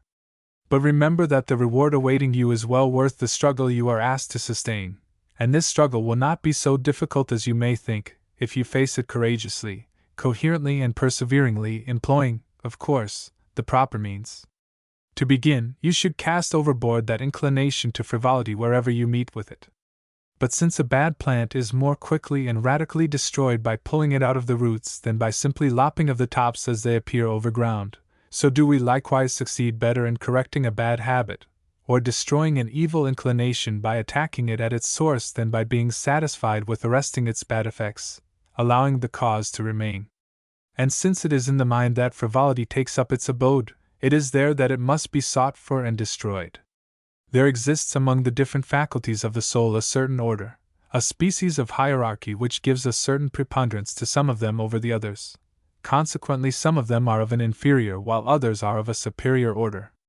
You will labor in vain to give a serious cast to your sentiments and actions if you feed your mind on frivolous thoughts, while serious thoughts are the progenitors of enduring affections and noble deeds. Hence the culture of the mind is an important factor to the acquisition of a taste for those things which are the true ornament of woman. Sentiments are the outcomings of thoughts, and both together are expressed by actions. Feed your intelligence with serious thoughts. Never amuse it with those trifles which absorb the attention of persons of your age.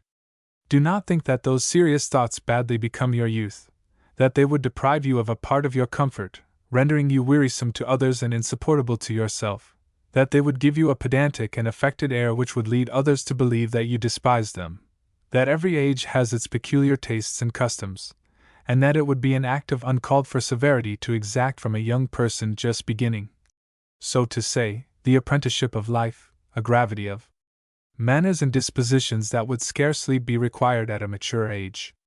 Seriousness is required in all ages, but not always in the same degree.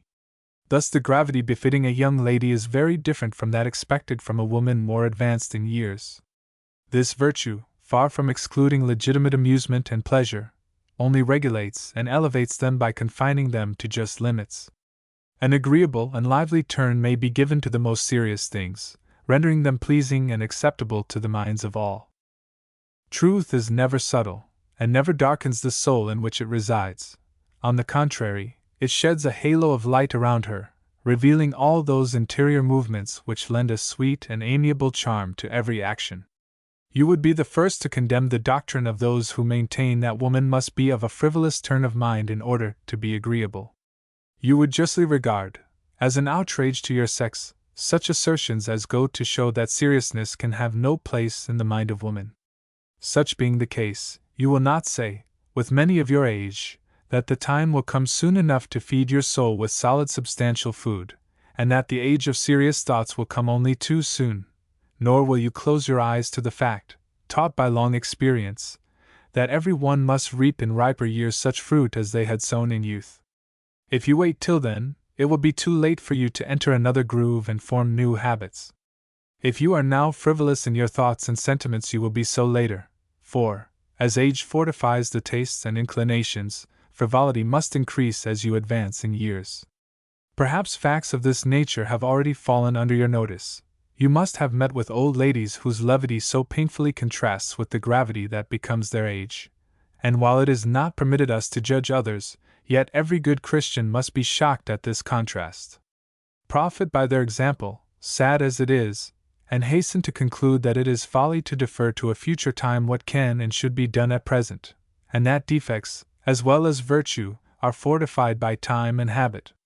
If your early education has not been truly Christian, if the teachings of divine faith have not yet rendered you familiar with the most serious things of life, you might perhaps consider as difficult, or even impracticable, the counsels that I give you now.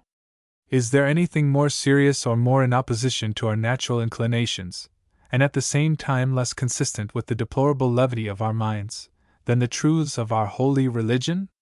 For serious, indeed, must be the reflections that those truths inspire, which you should now learn to meditate seriously, in order to make them a lifelong practice.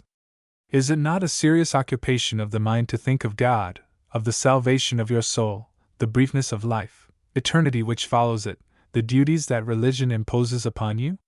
Is it not a serious occupation to address God in holy prayer, to descend into the secret folds of your conscience, and examine all your actions in the light of the gospel, to reveal in all your works the sacred character that you have received in baptism, to lead a life according to the spirit of faith, and not according to the spirit of the world? For, if there is no difference between your conduct and that of worldlings, to what purpose will the title of Christian avail you? All this is a serious work, and requires a serious mind to accomplish it. The practice of Christian virtues supposes and develops at the same time the love of seriousness. This love does not increase in a superficial soul, while it is entirely sterile in a frivolous mind. Remember that you have now attained the age between childhood and womanhood, when it is no longer lawful to be amused by trifles, and when you are called upon to prepare for austere duties which you must, ere long, discharge. You have now come to that period of life at which you must determine your final future course. Hence you have need of a serious mind and will to guide you securely in the choice of the road, as also to pave it with those virtues which in the end will form your most precious treasures. This road will be such as you have made it, narrow or wide, level or rough, according to the pains and labor that you have expended in preparing it. If you hearken to the voice of reason, and wish to profit by the lessons of wisdom, you will not squander a most precious time in vain amusements. You will either step to the right nor to the left, but continue right on in the way of stern duty. The world's siren charms will have no attraction for you, as their bitter fruits would extort from you bitter regrets for having so little profited by the most precious time of your life. Oh, how sorrowful the old age of women who have never nourished their minds otherwise than with frivolous thoughts, finding neither in themselves nor in society any means to dispel the gloom that envelopes them, and not being able to enlist the sympathy of the world which abandons and despises them, they are condemned to eke out a miserable existence in the disgust and wearisomeness of a somber solitude. To a serious woman, on the contrary, old age lends a peculiar charm which renders her company agreeable to, and sought for, by all serious minds. Her conversation and manners still possess all the blitheness, freshness, and vivacity of youth. Her steady lightsome gaze, tempered by a benignant and reflective mind, lends her an air of amiability and majesty. Her language is instructive, her counsels encouraging, while her reproaches arouse the heart to a sense of duty. She has friends wherever she is known, friends who revere and respect, without idolizing her. In her youth she never pandered to flattery, now, old, she shall not experience ingratitude. The friends she earned by her sterling worth will recall to her mind the happy souvenirs of her youth, even up to the last days of her life, for her years bear with them all their primitive charms which can never decline under the influence of time, because the thoughts and affections that produced and preserved them are now what they were, solid and grave. And while the companions of her youth languish and fret in their sad isolation, she, always the same, sees herself surrounded by a multitude, anxious to profit by her experience. If you have learned to be serious in youth, you shall enjoy an agreeable old age. But if the former be stamped with levity and frivolity, the latter shall be fraught with sorrow and desolation. Do not count on the charms of youth, it is a flower that shall very soon fade, and like a bird on the wing, shall leave no trace behind it. The luster of your eyes now beaming delight shall soon grow dull. The bloom shall depart from your cheek. The bright hopes that now fill your soul shall give place to sad souvenirs, and your heart which is now the abode of delight shall then be harrowed with sorrow and woe. Today you are flattered and praised, then you shall be a castaway, abandoned. All that will remain to you is God and your soul, with whom you had never learned to converse or commune. Oh, sad, indeed, is the old age of a frivolous youth. Chapter 14. Choice op companions.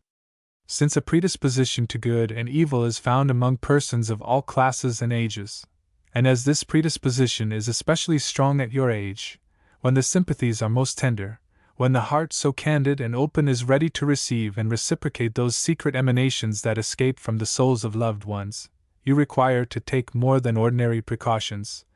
Since the danger to which these circumstances expose you is indeed very great, and requires a prudence superior to your years, you must therefore look for it in the advice of others, but more especially in that of your mother, who should be your first adviser in all things. How many women owe to the examples and deceptive lessons of a so-called friend the bitterness that corrodes their hearts, and the remorse which perhaps torments their life. We pass over in silence those societies the evident danger of which is easily perceived, and on that account easily averted. But you have not the same guarantee against the noxious effects which arise from those relations whose union is found in the most frivolous instincts of the heart, to which access is gained by the feeblest faculties of the soul.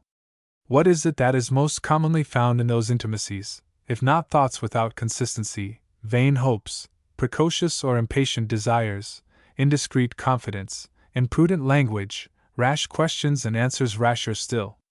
As a general rule, any society or company from which you derive no benefit for head or heart is, if not dangerous, at least pernicious, and you ought to shun them unless that imperative reasons or the will of your parents advise otherwise, for all that tends to diminish your esteem for the value of time and for the love of serious things is prejudicial to your soul. You should prefer your mother's company to that of all others. Her life should be as a book constantly open before you. Her lessons and examples, her experience and counsels should be an inexhaustible mine of instruction, useful and precious to your soul. The young lady is indeed an object of compassion who feels her mother's company irksome and onerous. At your age the heart is confiding and effusive, and it needs some bosom in which to repose its confidence, for it would be subjecting it to an ordeal too rude, and exposing it perhaps to a fatal reaction, by completely depriving it of consolations derived from acquaintances approved by every law, human and divine. It should be treated with moderation, founded on prudence, as undue severity renders its desires and needs more imperative. But if it is dangerous to restrict the heart to silence and inaction, it is much more dangerous to feed it on frivolous affections. There is nothing that exhausts its energies so much as an overindulgence in those puerile sentiments fed by the imagination. Those sentiments create within it a void which nothing can fill, and destroy its love for everything that is noble and generous. A frivolous heart is not less disastrous to woman than is a frivolous mind. How many women find themselves disarmed and powerless in important circumstances of life, for having neglected in youth the training of the heart's affections? How many are unequal to the task of discharging a painful duty, because they were wont to seek their pleasure in all they did from early childhood? How many who, spite of the chastisement of adversity and deception incurred by their idolizing preference for their levity and affections, still remain the dupes of their blind attachment even in their old age? Your esteem for your own heart, and appreciation for its affections, should be highly noteworthy, and deeply graven in your mind by the constant habit of prizing them. When you feel an attraction for a young person of your own age, do not blindly obey it, before having maturely studied its nature and motives. We should always act for a purpose worthy of ourselves, but more especially so when there is question of delivering ourselves over to the confidence and friendship of others. For in this mutual exchange we dispose of the greater part of our being. In this intimate relation, which is formed insensibly by repeated interviews, there is formed a reciprocal discernment that exercises a powerful influence over all the faculties of the soul, the convictions of the minds, the sentiments of the heart, the habits of character, and often even over the general deportment. The good sense of our fathers has expressed this truth by one of those proverbs so familiar to them. Tell me your company and I know who you are. Of course you have frequently heard those words, and knowing their meaning withal, perhaps you have not considered the circumstances wherein they may be applied. We earnestly wish that they may never be employed relative to you, at the expense of the joy of your heart or the peace of your conscience. You should use much discretion in the choice that you make of the person with whom you would form an intimate acquaintance, for such an intimacy is not only founded on a mutual confidence and reciprocal affections, it is also the result which follows from being frequently in each other's company. This latter intimacy is more dangerous than the former because the heart, not thinking itself interested, is less upon its guard, and consequently more exposed to suffer from the poison concealed in words and examples. Be assured of the nature of the attraction you feel. See if it is founded upon solid qualities, capable of making an impression upon an upright and serious mind, or upon those superficial qualities which the world esteems, and which allure volatile minds. In the latter case, you cannot, without danger, engage in relations, the inevitable effect of which must be either to fortify your present defects, or add to them others which you have not at present. If your love for any one be founded on trivial motives, and if you dispense yourself from the obligation of restraining your affections, let me entreat you to take at least all the precautions that prudence requires to prevent you from becoming the dupe of a foolish fondness. But if your affections are founded on sympathy of character, on a concurrence of holy thoughts and sentiments, with a view to strengthen the love and practice of virtue, then the attainment of their object is highly commendable and praiseworthy, and you may justly hope to secure the happiest results from it. But even then, you should be on your guard against your own judgment, placing a certain restraint on your sentiments of confidence and love, or friendship, which, in order to be lasting, must be calm, devoid of that impetuosity which acts violently on the heart. It should be the work of time, shedding its sweet influence on the duties of life, rendering their accomplishment less laborious and more fruitful. Those who love each other with a sincere Christian affection, willingly sacrifice to duty the pleasure of being together, or rather their great pleasure consists in doing God's will. With noble courage they rise superior to all other considerations, and mutually inspire each other with a holy zeal, imposing silence upon the voice of their affections, in presence of the voice of their conscience. Such is the manner in which persons should love each other, such are the affections that God blesses and rewards. You are deeply indebted to divine providence if it has sent you one whom you can love in this way, for this is one of the most precious gifts of God's mercy. It is especially at your age that such friendships are most easily formed, because then the heart is more tender and confiding. How many women owe, in a great measure, their peace of mind and conscience to the good advice and protecting influence of a friend whom they met with in the springtime of life.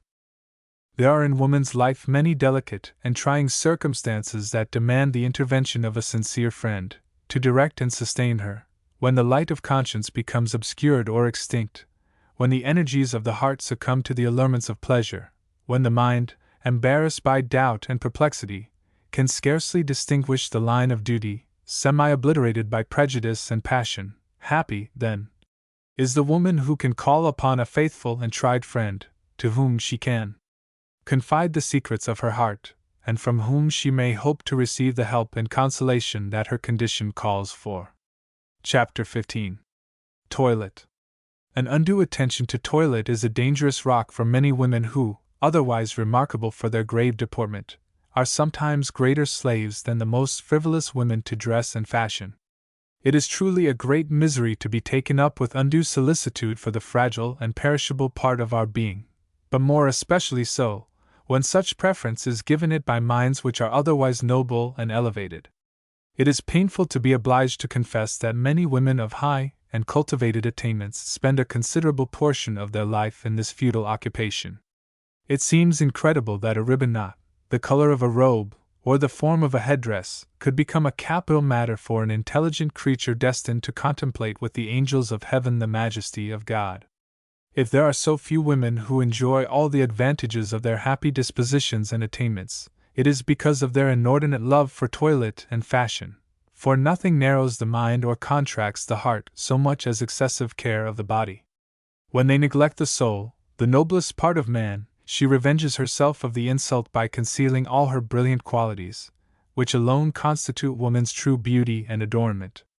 It is impossible for a vain or gaudy woman to converse on any serious matter, but she will talk for whole hours on the form or quality of a dress. Should the conversation happen to turn on a serious subject, capable of engaging the attention of an elevated mind, her countenance will soon betray a sense of dissatisfaction and weariness.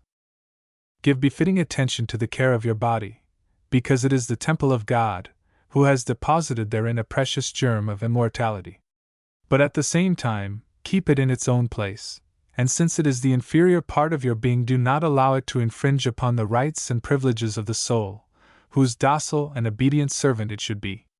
Avoid in your toilette all that savors of frivolity, which betray a desire to attract attention, but above all, avoid everything that might in the least wound modesty.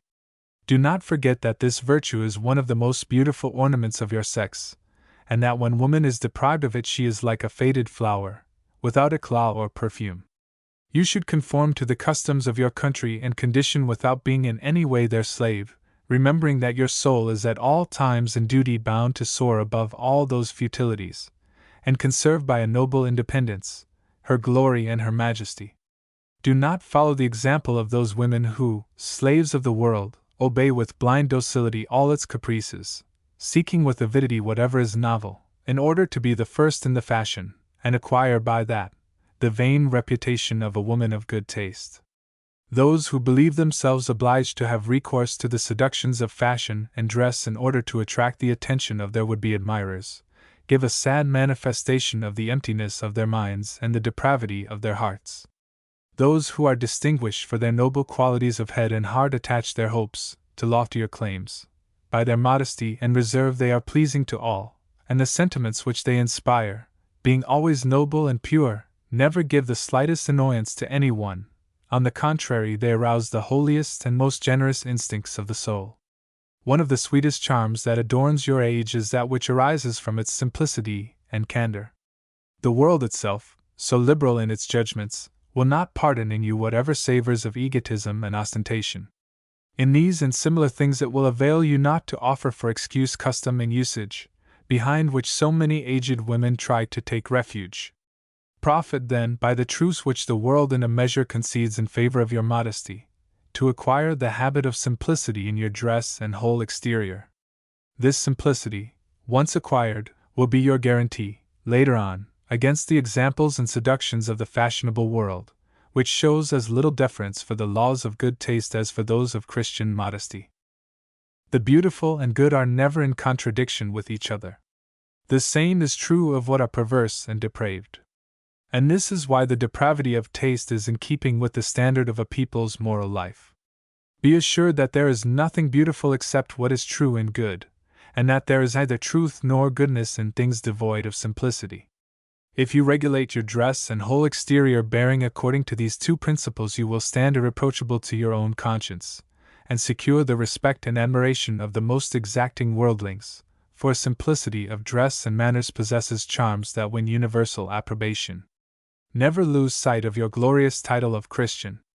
Remember that on the day of your baptism you renounced the pomps and vanities of the world, and if you are allowed to conform to customs not contrary to the maxims of the gospel, you ought at the same time manifest in your dress, as in the rest, the glorious character that God has stamped in your soul. You should show by your conduct the striking contrast that exists between the Christian woman and the woman who, being incredulous or indifferent, does not draw her rule of life from the precepts of the gospel.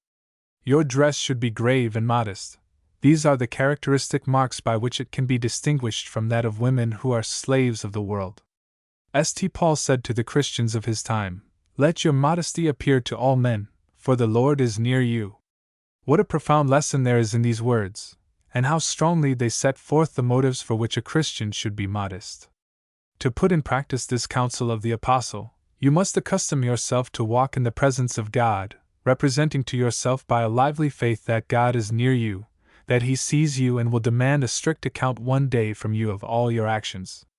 Frequently call to mind what St. Paul said to the Corinthians, namely, that we are a spectacle to men and angels. Let the true sense of those words sink deeply into your heart, and it will enable you to regulate soul and body. The desire to attract attention, to draw the admiring gaze of fellow beings is a weakness that lurks in every human heart, but with woman it seems to be the mainspring to all her actions, which is kept in motion alike by the applause and reproaches of spectators. In the light of faith all this is folly and vanity, for in that light we behold the whole court of heaven, God and His angels watching with an interest full of tenderness and solicitude not only our exterior actions, but even the secret movements of our souls. Could we have a better or more appreciative audience to witness what we do? The very thought of their presence should inspire us with a disgust for those vain desires that urge us to see and be seen by mankind in order to secure to our actions the approbation of the multitude. Regulate your conduct in this matter according to St. Paul's instruction to Timothy. Let women be clothed in decent apparel, adorning themselves with modesty and sobriety, not with plaited hair, or gold or pearls, or costly attire, but, as it becometh women professing godliness, with good works. Moreover, you labor under a great mistake if you think that gaudiness in dress is necessary to render you attractive and inspire those sentiments of esteem and affection which sometimes prepare the way to an advantageous alliance. Should you succeed by this means in securing such a marriage, be assured that you deceive yourself, for the man who, setting aside the qualities essential to woman, lets his affections be won by her outward charms only does her an injury, and prepares for her, as well as for himself, bitter regrets in the future. If you fully understand your true interests, both in this life and in the next, far from making your dress a means of attraction, you would tremble to owe to such vile contrivances the affection bestowed on you. You would not compel by your vanity those who love you for your own good to pander to your self-love and encourage your negligence. The sentiments that a woman awakens in the hearts of her admirers draw their worth from the motives that inspire them, and this being the case, what value shall you set upon affections determined by empty show, and flattered by qualities purely exterior, unworthy of the attention of an intelligent being? Still, for some unaccountable or visionary reason, the greater part of women attach excessive importance to such puerile advantages, and neglect those that are capable of making a deep and lasting impression upon valiant and noble souls. If they are much depreciated in the esteem of those by whom they would like to be loved and admired, the cause may be traced to their own frivolity. Let them labor with the same zeal to cultivate the heart and mind that they display upon external show, and they will more readily attract the attention of all who belong to refined and educated society. Chapter 16. Desire to please. After having created man, God saw that it was not good for him to be alone, and in order to console and cheer him in his solitude he took from his side, near his heart, the material out of which he made him a companion. This origin of woman tells us more of her nature, and points out more clearly the end that God proposed to himself in creating her than the most elaborate and profound treatises or the most lucid theological theories. Man was made out of the slime of the earth, woman has been formed out of a body already organized and vivified by the breath of life. Man has been created to reign over the world, to govern the animals which God placed under his control. Woman has been created to be man's companion, to cheer him in his solitude, and share with him the power and gifts which he received from God. Hence it is quite natural that woman should feel in the depths of her heart a gnawing desire to please and be agreeable, for in that she only obeys the instinct of her nature. Still, woman would be abusing that instinct, and acting contrary to the designs of Providence, if she sought to please by means unworthy of her. Before plunging Adam into that mysterious sleep, God brought all the animals before him, that he might see and know the extent of his dominion. The sacred writer remarks that among all those animals Adam did not find a single being that resembled himself. He could find in none of those animals a sociable companion, because none of them had a soul like his, and consequently could not share in the sweet joy that arises from an interchange of thoughts and sentiments, which constitutes the charming pith of life. Many of them surpassed him in bodily strength, fleetness, and agility. Many attracted his attention by the beauty of their form, by their wonderful instinct and industry. And God, through his unbounded goodness, had planted in their very nature a desire or want of attachment, an instinctive gratitude and fidelity, such that it seemed impossible to desire anything more exquisite of the kind. Still, with all these advantages, man was unsatisfied. He required a being like himself, possessing qualities superior to those found in irrational beings, one with whom his intelligence and heart might commune. You must have already penetrated the profound sense of the words of the sacred historian, and obtained a clear knowledge of the end that God proposed to himself in creating woman. Yes, he has certainly willed that you should be a messenger of consolation and comfort, that your mission should be, not to please and flatter the senses, which the animals did for Adam before Eve was created, but to meet the wants of the mind and heart of man. Irrational beings suffice to please the senses and imagination. Hence, if this is all that you propose to do, you put yourself in contradiction with the designs of God over you, and the grandeur of your destiny. You seem to say to God that it was not necessary for him to create woman, that man could dispense with her, because the animals subject to his empire suffice to meet all the wants of his mind and heart. Do not debase and despise your noble nature by thus placing yourself in the same category with animals, which can have nothing in common with the duties of your sublime mission. The senses are blind, impetuous, and changeable in their instincts. Inconstancy and change are so necessary to them, that, rather than be condemned to remain immutable, they readily quit a more agreeable object for another very inferior, simply to satisfy that need of change inherent to their nature. Hence the strongest protestations, the most assiduous attentions, and the most active devotedness, though truly sincere in themselves, but when founded on the senses, are like smoke that disappears, even as the material that produces it. You will not have the right even to blame those who may deceive you in this way, because it is not in the power of man to conserve for any notable length of time a sentiment produced by the senses, and which has received no higher sanction than that of the imagination. The difference, however, between this abortive sentiment and a genuine one is so palpable and characteristic that it is impossible to be mistaken in them, unless that we wilfully close our eyes to the truth. But, alas! It must indeed be confessed that a vast number of women wish to be deceived, not only in their discernment of the sentiment by which they are actuated, but also in their preference for it. And through some unaccountable blindness, they fear everything that might interfere with their cherished idol. They purposely shut their eyes to the light of truth, preferring to deceive and be deceived than to be obliged, on seeing the matter in its true light, to doubt the power of their frivolous charms.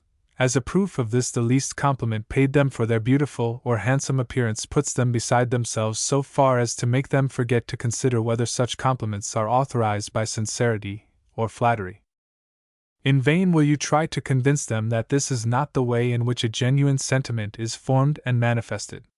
It is useless to tell them that such a sentiment does not spring up suddenly in the heart, that, on the contrary, its development is due to the process of a constant and almost insensible growth, being characteristically modest, calm, reserved, and even timid, having God for its first confidential friend, and pure souls for its tutors. It is labor in vain to point out to them that an affection, unaccompanied by the necessary precautions, should be repelled by a young lady as an insult to the dignity of her sex. But they will readily listen to any language that flatters their vanity, which paves the way to so many fatal friendships that often entail a lifetime of woe and sorrow. When necessity or propriety requires your presence in society, somewhat brilliant, where you must inevitably come in contact with young men whom perhaps you do not know, then you should guard the senses, the mind and the heart with vigilant care, without ceasing on that account to be simple and natural in your whole demeanor, for the most vigilant are either troubled nor embarrassed on account of their vigilance. Yet excessive fear of being recreant either to duty or propriety in such like circumstances, would only expose you to greater danger of falling into the snare you try to avoid, as it would preoccupy the mind and weaken the will. In such conjunctures, remain as near as possible to your mother, keeping your eyes fixed upon hers, always hearkening with a tender respect to the mysterious language that escapes from the maternal heart, a language easily understood by a daughter that loves the virtue of filial piety. The mother's presence is always an infallible protection for young ladies. Her looks are a book constantly open, and in which they can read her most secret thoughts, whether they approve or condemn their actions. Whenever you are called on to participate in worldly festivities, let your mother be your visible guardian angel. She will preserve the innocence of your heart from the dangers that surround you. If you feel a secret desire to be relieved of your mother's presence, as being something noxious to your liberty, rest assured that your heart has already lost something of its innocence and simplicity. A daughter who dreads her mother's eye has evidently entered on a winding way, and ought to consider with suspicion the state of her soul. There is no company that you should prefer to that of your mother, no conversation that you should esteem more than hers. There should be no pleasure that could engage you to forego the pleasure of being near her. God Himself has placed those sentiments in the hearts of young ladies in order to guard them against the seduction of the world and the attractions of false pleasures. He strengthens in their soul the virtue of filial piety, which forms an impregnable citadel around the heart, keeping it in perfect security against the evil influences of wicked agents. Your conduct in every detail ought to be discreet and grave in the company of young men with whom you are unacquainted. If they speak to you, answer them briefly, modestly, and with simplicity, but fearlessly. Let it be your constant endeavor to converse on subjects capable of interesting a serious mind. In this way you can better divert their attention from frivolous topics, and prevent perhaps indiscreet questions or rash intimacies. It is well to advert to the fact that, in consequence of a deteriorated faith and virtue among young men, in whom a bad education has oftentimes destroyed the happiest dispositions, many among them have lost that esteem, respect, and veneration for woman so prevalent in the Christian ages prior to ours. Such, unfortunately, is the case in thousands of instances nowadays, for when a young man finds himself in company with a young lady, his chief object is to amuse himself with her. If his heart, already vitiated, does not entertain desires more criminal still, he is unguarded in his conversation, while displaying his talents, complimenting her for qualities which he interiorly believes her devoid of. Bear in mind that this young man with whom you are conversing watches all your movements, studies all your looks, discusses and interprets interiorly every word you speak. While treating with you, he plays the part of a cunning diplomatist whose wiles you happily ignore. But in order to escape from becoming his dupe, prudence should govern all your actions while in his company. Remember that there are in the world manners, gestures, and attitudes that constitute a conventional language, but which hold nothing in common with the genuine sentiments of the heart, being like a counterfeit money which vanity pays and receives. It is one of the most dangerous snares for a young girl whose simplicity and candor are yet intact. Those qualities, so precious in themselves, are sometimes prejudicial to her safety from the perfidy of a heart already skillful in the art of deceiving. For, judging others by her own heart, she cannot suspect those who converse with her of wicked designs. She accepts all that is told her as the sincere expression of the heart, and very often receives for a genuine affection what is only hypocrisy and deception. If you are acquainted with the young men whom you meet in the world, you should know how to treat with them. Yet experience proves that for the most part a young lady is little posted in matters of this nature.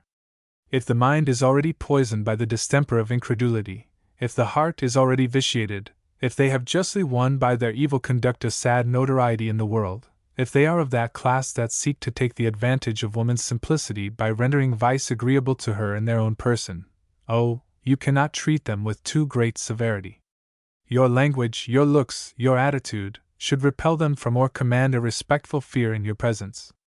Do not fear to wound their feelings, or to be impolite, or indecorous in their regard. An obstinate reserve, a severe demeanor, is all that you owe them. Treating them with that courtesy due to gentlemen would prove noxious to you, as they would not fail to make of it a plausible reason to justify their insolent conduct and rash judgments. Be not deceived. The slightest mark of benevolence that they would receive from you would be immediately interpreted by them in the most perfidious manner. They detest virtue as much as you detest vice. They have a sovereign contempt for every woman, for they believe that she is unable to resist the allurements of pleasure. They are mutual confidentials, and tell each other, with deplorable levity, all that young ladies innocently say to them, wickedly misconstruing their intentions, exaggerating what was true, and treating with sneering contempt those who were simple enough to believe in the sincerity of their hypocritical compliments. Most assuredly you have not the slightest desire of becoming the subject of the scandalous conversation of those men. You have but one means, however, of guarding yourself against their venomous tongue, that is, to exact from them a respectful deference by the gravity of your demeanor, and the severity of your relations with them. If, on the contrary, you meet with young men who, with a lively faith, have conserved the purity of their hearts, and as a consequence of these virtues, all due respect for women, you can show them greater confidence, and let them feel that you highly esteem them for their virtues, without, however, renouncing the precautions advised by prudence while in their company. It is in such encounters that your conversation should reveal a serious turn of mind, carefully avoiding everything that would intimate undue confidence or intimacy. For the heart of a young lady should never be on her lips. Except with regard to her mother, she should keep it buried in the depths of her soul to converse familiarly only with God and His angels. Chapter 17. Curiosity. Curiosity is a defect that seems to be particularly inherent to the heart of woman, and which, when not properly governed, never fails to entail the most disastrous consequences. Through it they have frequently acquired a knowledge of evil and a disgust for virtue. You are well aware that curiosity was the door through which sin and death entered the world, that when the devil sought our destruction he made use of woman's curiosity. Now, it is well not to lose sight of the fact that woman is always the daughter of Eve. She feels a pressing desire to see what pleases the mind, flatters the senses, and enlivens the imagination. Eager for vivid emotions, she seeks them with an insatiable avidity, and rather than feel nothing, she prefers painful emotions, finding a certain secret charm even in the fits of sorrow and pains of her imagination. Her great desire to see and hear whatever tends to excite or create emotion is in a great measure the source of her curiosity. The education that women for the most part receive develops this disposition of the heart, an education which, instead of elevating the mind and giving it a taste for serious things, narrows it, and accustoms it to feed upon aliments that are trivial and void of consistency. The mind requires to be kept in constant activity, and since thoughts alone can do this, they should be such as to amply furnish it with solid and wholesome food, for all kinds of thoughts are not equally good for it, no more than all kinds of food are equally good for the body. In some kinds of food the quantity and quality of nutriment are much inferior to what they are found to be in other kinds. Hence greater moderation is required in the use of the latter than in that of the former, otherwise the stomach, overcharged, would soon become disgusted with it. On the other hand, no quantity of food void of nutritious qualities will ever appease hunger. The same thing may be said of the kind of thoughts with which the mind is fed. Some are used less for their sound and wholesome nutriment than for their efficiency to flatter sensuality, inflame the passions, create new wants in the heart, and excite a depraved curiosity. Under this regime the mind is starved and tortured by an incessant hunger. It sadly languishes and pines in the grip of famine, and all this in the midst of full and plenty. But this abundance contains no nutriment, it is made up of news, whether true or false, which amuses without satiating. Still the mind enlists the service of the senses to gather it up from all sides. The eyes, continually gaping and watching what passes before them, present the mind with numberless images to amuse it in its weary or lonesome moments. Hence that insatiable thirst to see and observe everything, that inconstancy and want of changing from one place to another, that desire to read useless and frivolous books, novels, weeklies and magazines, which for the most part enervate the mind by their futilities, trouble and darken it by a multitude of incoherent images and contradictory thoughts, and poison the heart by foul and filthy images that will constantly torment the soul. The ears are on the alert to catch every report, every murmur, all kinds of news, detractions and calumnies, stories and scandals. I say all kinds of news, no, I make a mistake, it is only such news as is of an exciting or startling nature to break up the monotony of life. Hence those indiscreet questions which provoke answers more indiscreet still, those rash revelations made by thoughtless young ladies, those prying efforts to discover things which only exist perhaps in their own imagination, and of which they should live in holy ignorance. Hence those long conversations, discussing the vices and evil doings of others, in which justice and charity are discarded, and iniquity drank like water. Few forego the criminal satisfaction of participating in those detestable conversations, and fewer still, alas, reproach themselves at night for the detractions and calumnies committed, permitted, or provoked during the day, and by a monstrous union they couple with those deeds the external practices of piety. This is but a feeble picture of the frightful condition of a mind starved for want of solid and wholesome food, and poisoned by the empty frothings of vanity and passion. Curiosity is the constant companion of this mediocrity of the mind and poverty of the heart. In order to avoid this fatal rock, no pains should be spared, and if, unfortunately, you have already drank at its poisoned sources, hasten to use every available means to arrest its ravages. To ensure success, do not amuse yourself with lopping off the branches of the evil, allowing the root to remain. Do at once what is essential. Feed your mind and heart with a genuine love for the true and beautiful. A frivolous woman is invariably curious, and a curious woman always finishes by becoming the dupe and victim of her curiosity. To overcome an inordinate love for sights and news, you must accustom the mind's eye to feast on the panoramic beauties of nature, and confine yourself to the company of persons of your own age, in whom you remark an elevated mind and heart, lovers of what is truly good and grand. Curiosity has its source, also, in another defect which becomes daily more and more prevalent. It is a want of forethought and reflection, arising from a volatile and frivolous mind. Few, indeed, are lovers of the interior life. All seem to be bent on parading the mind and heart, the imagination and senses.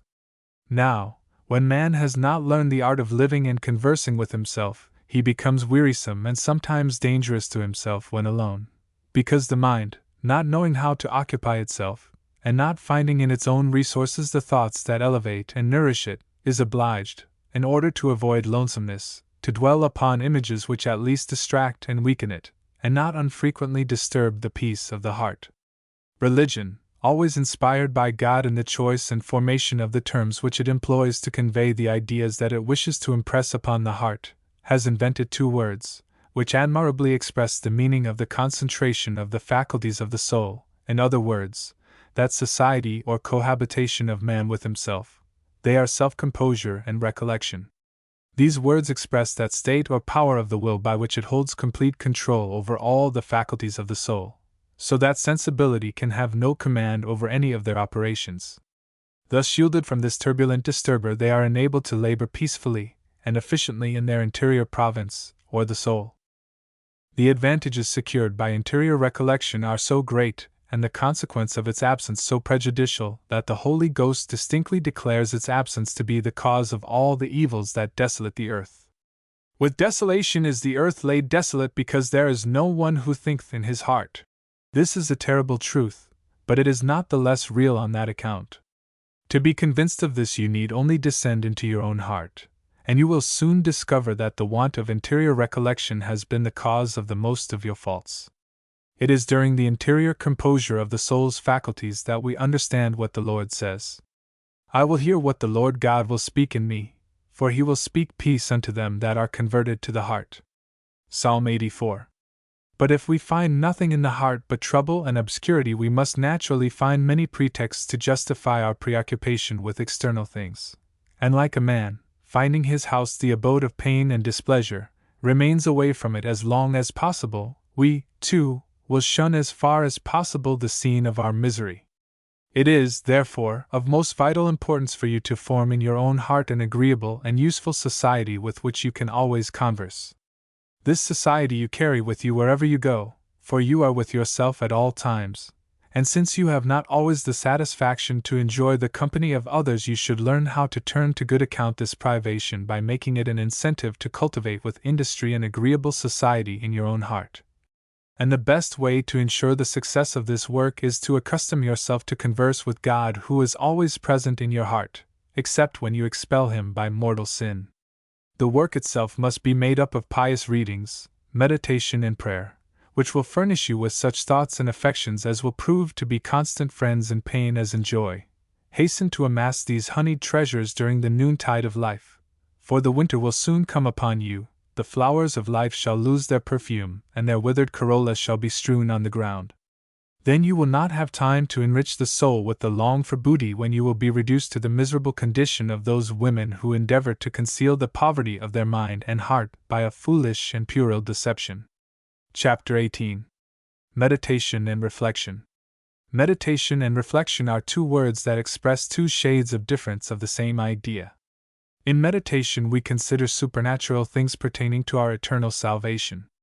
The soul maintains herself with difficulty in the love and practice of virtue without the help derived from meditation, for when she gives it up, her fervor and piety grows lax, temptations become more frequent and obstinate, often followed by humiliating falls. You are well aware that the real object of the Christian's life upon earth is to establish God's kingdom in our heart, and this is what forms the object of the second petition that we address to God every day in the Lord's Prayer. And since the kingdom of God is entirely interior, as Jesus Christ himself tells us, when he says, "The kingdom of God is within us," we should acquire the habit of looking for God in our own heart. But in order to find him there we must give him a place in it by meditation and prayer. The advantages derived from meditation are so numerous and so great that it is a matter of surprise why it is not more universally practiced.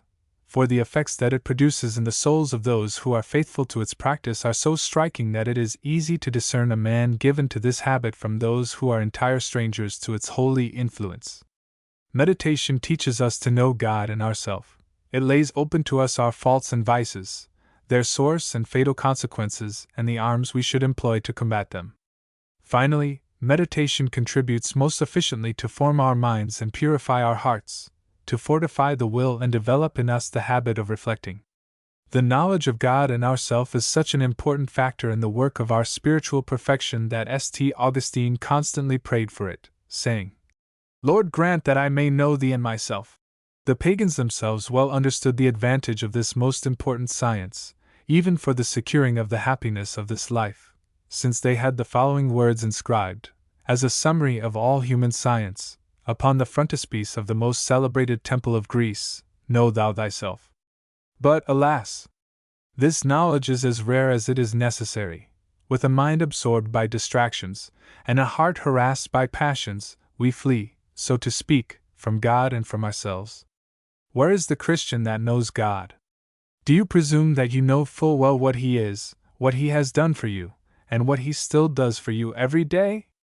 Every moment you receive His gifts, your life is due to His beneficence and His love. You are carried in the bosom of His providence as in the arms of your mother. He is continually preoccupied with your welfare. He has done all, created all things for your comfort and happiness. For your sake He has become man, to participate in all the infirmities, weakness, and miseries of our humanity, in order to heal them and console us. Everything speaks of Him, and proclaims His holy name to you. All that you see, all that you hear and feel must recall to your mind some gift of His love, or some effect of His mercy. All creatures in heaven and on earth are like so many voices which, mingling in a harmonious concert, sing to you His praises and publish His mercies. Do you listen to them? Do they not pass you unperceived like the flitting zephyrs, leaving no trace to mark their passage? Did you ever seriously try to render an account of the attributes of God, and particularly of His goodness and justice? Of His goodness to endear Him to all, and of His justice to make Him be feared by all. Have you considered well that to know God is to know all, because He is the author of all creation, possessing in Himself to an infinite degree all the perfections of His creation? He who does not labor to obtain a knowledge of God can scarcely obtain any knowledge of himself. How is it possible for us to know what we are while we ignore what God is for us and what we owe Him? Oh, how few there are who know themselves! The first condition necessary to secure this knowledge, so important and so precious, is profound humility, which unsparingly reveals the real motive of all our actions, the uncompromising antagonist of our pride and self-love. Now it is quite evident that he who does not know God does not possess this virtue, for how can a man humble himself before a being that he ignores? At first sight, it may seem that there is nothing so easy as to know oneself, that this knowledge may be obtained by a close consideration of the heart's operations.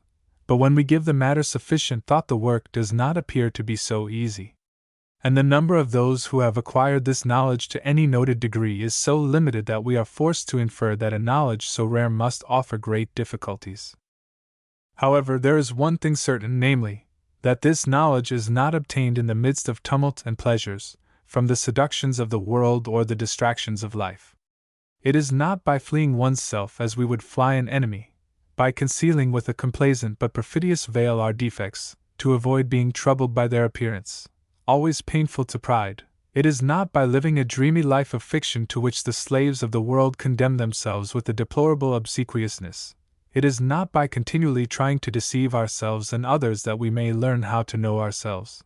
And, just as our knowledge of material things increases by the frequency of our relations with them, for instance, we know persons better with whom we are intimately acquainted than those with whom we are comparatively strangers, so, likewise, in order to know ourselves well, we must live intimately with ourselves, observe closely and impartially all the movements of our mind and heart, frequently descending into the depth of our soul, scrupulously examining our thoughts, desires, and actions, sparing no pains to discern well their source and motives.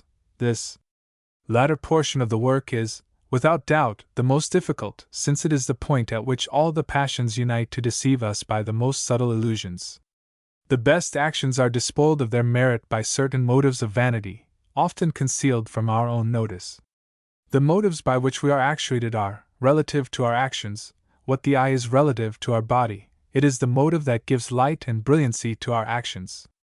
This is the sense in which we should understand our Lord when he says, "If our eye be simple, our whole body will be luminous." Now, the great light by which we can clearly see the motives for which we act is meditation. In the peaceful calm of solitude, and in the silent slumber of the passions, meditation puts us in presence of ourselves, before our own eyes, by which we see ourselves as in a true mirror. Meditation teaches us to judge without prejudice what we have done and to determine with propriety what we should do, by making the experience of the past our lamp for the future, and by converting past mistakes into practical lessons for the present. The meditative and recollected soul will turn even her shortcomings to good account. Seeing her delinquencies, she clothes herself with the mantle of humility, she rises with renewed confidence, and shuns with greater care the occasion of those evils from which she has suffered. She is rarely taken by surprise. A few moments' reflection will suffice for her to determine what is to be done under the circumstances. She is rarely taken in the snare of deception, for she knows that human nature is weak, vacillating, and unreliable, and consequently she keeps herself on her guard. Considered from this point of view, meditation is particularly necessary to woman, because, being endowed with a very lively imagination and a tender heart, she is more exposed to illusions which, for the most part, spring from those two sources. Moreover, surrounded as she is by the seductions of the world, breathing incessantly the poisoned atmosphere of flattery and adulation, weighted on by men who seek to deceive her, distracted by a multitude of cares which absorb her soul, lost in a painful detail of trifles, how will she be able to resist the united action of those trials?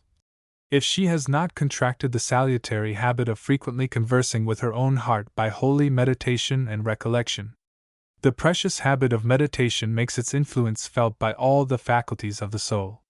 It imparts to the mind the love of solitude, assurance and confidence to the judgment, consistency to all the thoughts. It is by reflecting on what we interiorly feel, as well as on what we exteriorly see, that we enrich our intelligence and acquire that cheerful alacrity and firmness of purpose so necessary and precious in the most trying and delicate circumstances of life. A woman of an irreflective mind becomes an easy prey to her own impressions. Rarely ever seeing things in their true light, she is balloted from one illusion to another, from one error to another. She believes in everything, hopes for all that she desires, and desires all that flatters her. Unable to render an exact account either of the thoughts of her mind or the movements of her heart, she acts without aim or motive, governed solely by the caprice of her imagination or the impulse of whimsical humor. Equanimity is impossible in the midst of such confusion. All this will have a fatal effect upon her spiritual welfare, for what shocked her some time ago will now fail to make the slightest impression. The bloom of youth will soon fade away, leaving to her only confused souvenirs of those days when, to be happy, it sufficed for her to descend into her own soul, where she always found peace and consolation. If you wish to preserve in all their integrity the faculties of your soul, if you would not have your life ruled by the caprice of the imagination, contract at an early age the salutary and happy custom of making your meditation. Set apart a special time for it every day, let it be practical, having for its object the spiritual progress of your soul, the sanctification of your life. Lay out in God's presence what you have to do every day, recall to mind the places, persons and things that have been to you an occasion of sin, or a help in the exercise of virtue, in order to avoid the evil accruing from the one source, and increase the influence arising from the other. Never recline your head upon your pillow before having rendered an exact account of the day you have just finished, like the merchant who, every night, tots up his loss and gain, to see what has been the result of the day's transactions. The next day, with the double armor of experience and resolve, you will be better able to avoid what proved noxious before, as well as to do the good that you had omitted. By thus acting, you will give to your life a sure direction, a powerful impetus in the accomplishment of all that is worthy of your glorious destiny. Chapter 19. Obedience to Parents. In the natural order of things, man, after having obeyed his parents in his youth, becomes in turn the head of another family which he must govern by the authority of his word and example. God has given to woman another vocation. She obeys from her childhood, and obedience becomes more necessary to her as she advances in years, for when she quits the paternal roof for the one of her choice, it is still to obey and be directed by the will of another. But in this second moiety of her life she often finds the practice of obedience more difficult and painful than it was when she lived with her parents. More than once has the young woman, allured by the deceitful charms of a false liberty, left with a secret joy the paternal roof, hoping thereby to be delivered from the duty of obedience which weighed so heavily on her heart. But, alas! She has often been obliged to regret those days as the happiest of her life, when the tender solicitude of a mother rendered submission sweet and easy. God, whose providence is infinitely wise, has disposed all things in such a way that each epoch of life is a preparation to that which follows. Strengthened by the labors of the past, we are fitted for those of the future, and prepared for the accomplishment of the duties of today by our fidelity to obligations less difficult of yesterday. We are thus imperceptibly and safely conducted by this graded scale to the end for which we were created. Hence you may consider the present as your novitiate to the future. The family circle at home is the image of that with which you must live at a later time, and while your duties and trials will vary with your position, there is one obligation that always remains invariable, that is obedience. If you have learned well how to obey your parents whom God has given you, you will find it easier in after life to bend your will when obliged in submission to that of another. At present holy obedience is not painful to you. On the contrary, it is a pleasure, as it is a means by which you can please your dear parents whom you love, and by force of habit it is now so deeply engraved in your heart as to be an act of second nature. But other times and other circumstances will present new difficulties, when perhaps you will be obliged to obey a man of your own age, possessed of none of those qualities that give authority and prestige to command. The familiarity that exists between the married couple which, when truly Christian, is one of the greatest charms of their life, not unfrequently becomes for woman an obstacle to the observance of obedience. But she has reason to rejoice when her delinquency does not diminish the sacred authority of her husband's commands. The lady who has been docile to the orders of her parents will be docile to those of her husband, for as we are assured by Holy Writ, our accomplishment of the duties that God has imposed on us relative to our parents is rewarded even in this life, as likewise our delinquencies on this point will incur heaven's displeasure. The paternal home should be for you a school of respect, obedience, gratitude, and love, and these virtues should be constantly manifested in your conduct, for, mark it well, you will be in the position destined for you later by God what you are presently in that which you now occupy. There is a logical succession in all our actions, whether good or bad. In each one of your actions may be found the germ of another which, being developed in due time, will produce others. The same is also true of that happy or unfortunate succession of thoughts and affections which is developed into habit, and which is engrafted in our very souls, forming, as it were, an integral part of our nature. From our infancy, God, in His infinite goodness, has given us a facility to do good, which in the course of time can be strengthened by habit. It will enable us to surmount obstacles and dangers that increase with age, but which are ignored in childhood.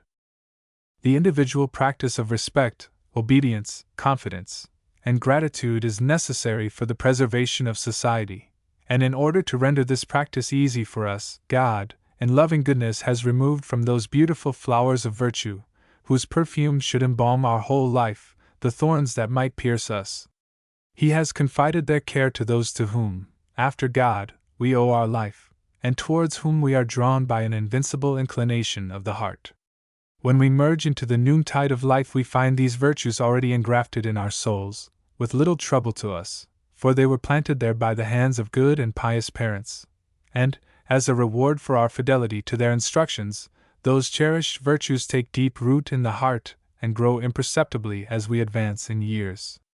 But if, instead of being docile to their orders, we have stubbornly resisted them, if, by some unaccountable egotism, the soul has become concentrated in herself, and instead of giving our confidence and love to those who have so generously given their life and means to secure to us the happiness we enjoy, we rest satisfied with living on the fruits of their labors without making them any return, we will carry with us later on into the family of our choice only a withered heart, dead to every noble and generous sentiment. You should respect and honor your parents with the filial love of a Christian daughter. Such is the precise meaning of the precept given you by God in their regard: honor thy father and thy mother. Relative to you they hold God's place, who is the source of all paternity in heaven and upon earth. Nothing can dispense you from this respect which God requires for them, and which nature ought to render easy to you, for, even when your parents would suffer by a criminal negligence the image of God to be deteriorated in their souls, they always remain His representatives for you, because they are always, no matter what they may do, the instruments that God employed to give you existence. The faults of your parents should never diminish in your heart the respect and honor that you owe them, and in certain painful and delicate circumstances, you should imitate the example of the 2 sons of Noah in order to escape the malediction that fell upon Cham for his impudent strictures of his father's faults. You should carefully draw the mantle of charity over any fault of your parents that might tend to weaken your respect for them. Silence should seal your lips forever on all their shortcomings, even before those who know them, unless that it be to ask advice in some critical conjuncture, or bring them to receive some useful and charitable counsel. God alone should be the depository of your sorrowful confidence in this matter. To Him alone you should confide your sorrows and alarms, because He alone should hold the first place in your mind and heart, for He will be your judge as well as theirs. If you see that a salutary effect may be obtained by a prudent and respectful observation, be slow in making it, and never act before having consulted some virtuous and enlightened persons. Should they advise you in the affirmative, let your observation assume the tone of a remonstration rather than a warning.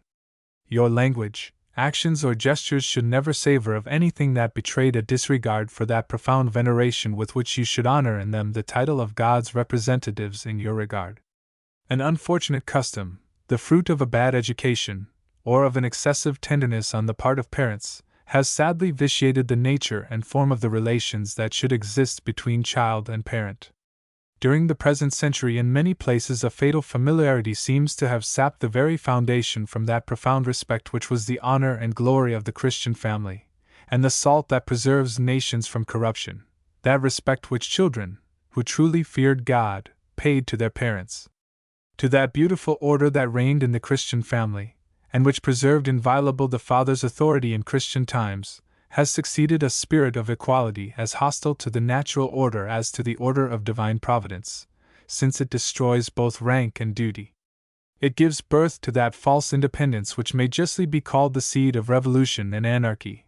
No consequence is more natural, for what can be expected of a citizen who imbibed in his childhood, under the paternal roof, the spirit of disobedience and insubordination, who was taught to regard superiority with a jealous eye, and treat with contempt those who are beneath him.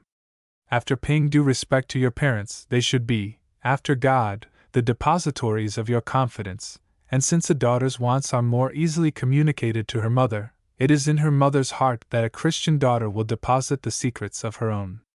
This filial confidence supposes, also, in a young lady a sincere diffidence in herself, a consciousness of her own weakness which, so far from being a fault, is the result of true humility. Those young ladies who are wanting in confidence in their own mothers are indeed great objects of compassion. For this confidence is not only an essential condition to their advancement in virtue, but also one of their principal safeguards against deception and intrigue. The heart of woman, especially at your age, feels an imperative need of making a confidant of someone, and if that one is not her mother, it will be some friend who, perhaps, will not possess greater experience nor more wisdom or force than herself, and consequently, instead of giving the proper counsel, will add evil to evil by the fatal help of encouragement in a course that should be abandoned. Rest assured that you can never find any one able to fill the mother's place in this regard. This unreserved abandonment to a mother's confiding heart is not always possible, since death often interferes. When such is the case, it is a great misfortune for a young lady, a misfortune that can scarcely be retrieved in her lifetime. It is easy to recognize a woman whose soul has been fostered in that of her mother. Such women ordinarily possess a milder disposition, a more amiable ingenuousness, with a certain simplicity of heart which, without being prejudicial in the least to her mind, adds a new charm to the noble and generous virtues which become the mother of a family. Those habits of confidence and abandonment contracted from childhood have made frankness and sincerity second nature. Their love for truth and sincerity is revealed in their conversation, the sanctity of which is the echo of their souls. Their whole demeanor sheds such a halo of delight around them that they become, unpretentiously, the center of attraction for all those whose enviable pleasure it is to be honored by their company. If up to this hour you have concealed nothing from your mother, if you have given her the key to your soul, if your heart is for her an open book, if she can at all times read in your looks your very thoughts, on bended knees thank God from the depths of your soul for having given you such a mother, and the grace of giving her your confidence. If you remain a child to your mother, you will preserve your youth through the toilsome days of life to a ripe old age, an advantage so precious that nothing should be left undone to secure it. Woman is pleasing to others only inasmuch as she possesses this adornment, which exhales a sweet odor like the perfume of youth. Alas! How many women there are who have never been children even with their mothers. Women from their youth, they have treated their mother with a kind of diffidence, dissembling at an age when the only danger to be feared should be an excessive confidence. As for the gratitude and love that you owe your parents, I would regard it as an injury offered to the candor of your age and the sincerity of your heart to undertake to prove that these are obligations which you are in duty bound to discharge. God, who has commanded us to honor our parents, left us no precept obliging us to love them, but while He engraved other commandments upon stone, this one He has written in the very essence of our being. Hence I appeal only to your heart in this matter, leaving you entirely to its instincts to point out to you your duty, which to assert by any other proof, I fear would lead you to suspect that there are children unnatural enough to forget and neglect their parents. Bear in mind, however, that your love and gratitude for them must by no means be restricted to a sentiment of the heart or an instinct of nature. Those virtues must find an echo both in your words and actions. Love founded on sensibility has no signification if you can make no sacrifice to obey or please them. Love in man is effective, and this is why our Lord tells us with regard to the love we owe Him, "He who loves me keeps my commandments." To love consists in pleasing Him who is loved, it is preferring His will to our own, His interests to ours. In a word, it is to seek Him rather than attract Him, it is to become His property rather than to appropriate Him, it is to forget ourselves to think of Him. Love lives upon sacrifices. As the pious author of the Following of Christ says, "Where love is, there is also pain, but love converts that pain into pleasure."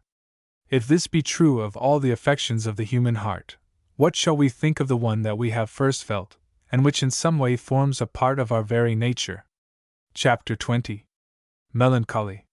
It will perhaps seem strange to you to be warned in the bloom of youth against the sentiment that seems to be reserved for that period of life when delinquents, through the infinite goodness of God, are brought to enter into themselves, when the illusions of the heart have been replaced by a cold and sad reality, when hope seems to recoil under the weight of sad recollections.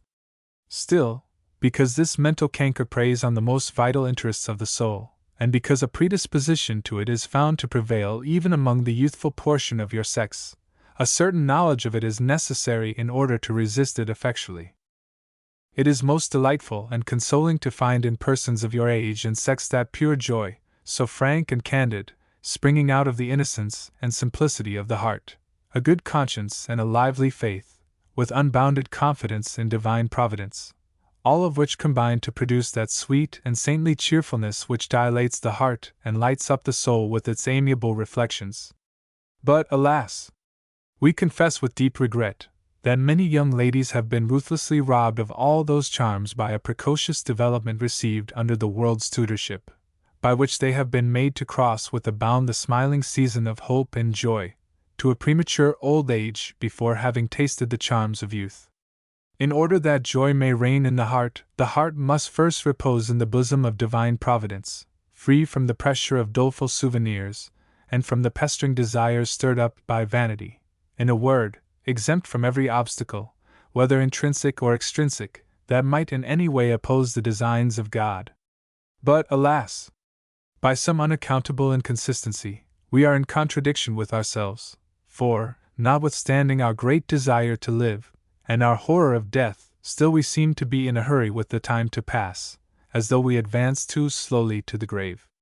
Now we are well aware that of this lifetime the present is all that we can claim, the past and future being in the hands of God. Still, true to the same principle of inconsistency, we make little or no use of the present. It is something annoying that we wish to get over, as quickly as possible, while we are absorbed by a countless multitude of useless but importunate desires relative to the past, which we can never recall, and the future, which perhaps we shall never see. Hence, as we journey onward in this way, we must naturally find ourselves a prey to fears and doubts, sometimes suspended between hope and despondency, while the heart is harassed by corroding desires that succeed each other like waves on a tempest-driven sea. We wish to be our own providence, to dispose of our own future of our lifetime according to those desires, instead of leaving that work to Him from whom we have received all that we possess. When we are assailed by regrets in the evening, and filled with anxieties for the morrow, how can our heart rebound with joy, or our lips wear the smile of confidence and tranquility? Behold some of the many sources from which the fatal fiend of melancholy is fed and strengthened. But this vile destroyer of peaceful joy springs from another source not less fatal than those just mentioned. That is a certain vagueness of mind and heart, which is sometimes the result of some physical or bodily indisposition, but more frequently the consequence of an imperfect education, or indifference in the service of God. That which gives to the mind its needed assurance and strength, and to the heart its consistency and solidity, is a lively faith, nourished and sustained by a sincere piety. Of this you are thoroughly convinced, as you know full well that faith alone can give a solid basis to our thoughts, a true direction to our desires, and an eternal destiny to our hopes. Without faith the mind is without ballast, unsettled as to what it ought to believe or reject. The heart ignores what it should fear or hope for. In a word, the soul is lost in the midst of her vacillating desires. In order that faith may impart its vivifying influence, it must penetrate the soul's substance, and become to her the principle of a new life, directing all her movements, animating all her thoughts, desires, and hopes. A superficial and inactive faith that is purely exterior, satisfied with believing what God reveals, without quickening the spiritual pulsations of the soul, will not preserve her from that vagueness and uncertainty which deprive all objects of their natural colors, and lend them a somber shade which saddens the heart. If you would escape falling a victim to melancholy, preserve your faith with precious care, and liven it constantly by fervent prayer, by meditation and the abundant graces received through the sacraments. Let its pure light be the rule of your thoughts and actions. Accustom your mind to dwell upon things that are practical, and consequently useful, sedulously avoiding all speculative or doubtful topics, that have no other result than to keep the mind in a state of suspense and indecision. You will fare better in having a clear knowledge of practical things, even at the cost of appearing less learned than others. A third source of melancholy is a species of mental idleness, concerning which women are exposed to labor under a false impression. As they are naturally given to manual occupation, habit begets with them an antipathy to mental labor. Their judgment is readily but erroneously convinced by their feelings, which easily lead them to believe that they are sufficiently occupied when their fingers are engaged in fixing an embroidery or something similar.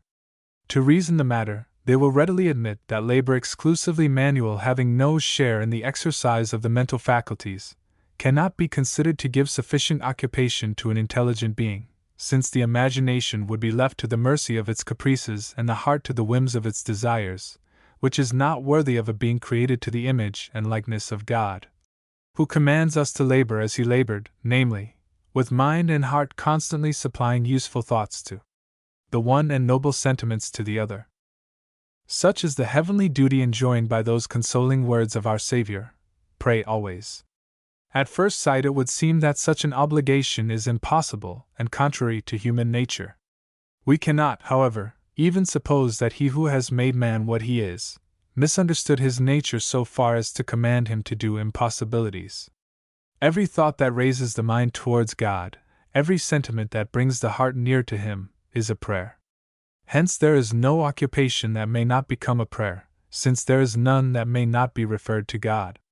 The duties and obligations of woman, far from being an obstacle to the practical exercise of the above principle, on the contrary favor its execution most admirably, for her duties, though of the manual order for the most part, are not of a nature to distract the mind or absorb the heart. She can easily and constantly concentrate the thoughts of the one and the affections of the other upon God.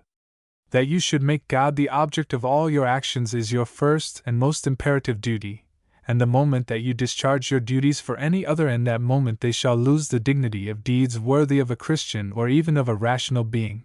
Moreover, your mind, as you are fully aware, is endowed with perpetual activity. It is never idle. You need only choose the objects to which you wish to apply it. But if you fail to apply it to things worthy of your sublime calling, it will soon escape from your control, and flitting from one trifle to another, it will meddle with objects that might become dangerous to the peace of your soul. It will soon become preoccupied by puerile fears, unfounded apprehensions, vague sadness, which, when constantly indulged in, will deliver your soul over to melancholy, which never fails to tarnish the purity of the heart and enervate the energy of the will. The pain that many suffer from their imaginary ills robs them of the noble and generous love of compassionating the real and painful griefs of others. Egotism is nurtured and fortified in those ravings which attach the soul's energies to the consideration of our own ills or sorrows. The heart grows cold and hardened in a deplorable insensibility which estranges it to every sentiment of pity and compassion for others. There is, I am aware, a sorrow that is salutary to the soul, and conformable to the spirit of Christianity, as also to man's condition in this vale of tears. I know that it is very difficult to be always joyful, when we take into account the dangers by which we are surrounded, the countless calamities to which we are exposed since the day that sin had entered the world. We very often see the objects of our warmest affections disappear from around us, and every day some new misfortune or some new loss adds some new tears to our cup of sorrow, from whose bitterness every one is doomed to drink during life. Far from me be the thought of engaging you to fly this holy sorrow imposed by our condition and recommended by our Lord himself. There is, says St. Paul, a sorrow according to God, which, far from plunging the heart into a state of despondency, enables the soul to avoid the dangers which constantly expose her to lose God by sin. But this sorrow does not trouble the peace of either the heart or the mind, for it is that sorrow which our divine Savior called blessed, and for which he has promised consolation. Far be from me, also, the thought of advising that foolish and boisterous joy which carries away the soul, absorbing all her energies, filling her with void and disgust. This joy, far from being a remedy or a protection against melancholy, is, on the contrary, both its cause and effect. The result of those intemperate paroxysms of joy, so little in conformity with our nature, is that which invariably results from any forced or undue influence. When shackled nature recovers her liberty, she revenges the violence that she was made to endure.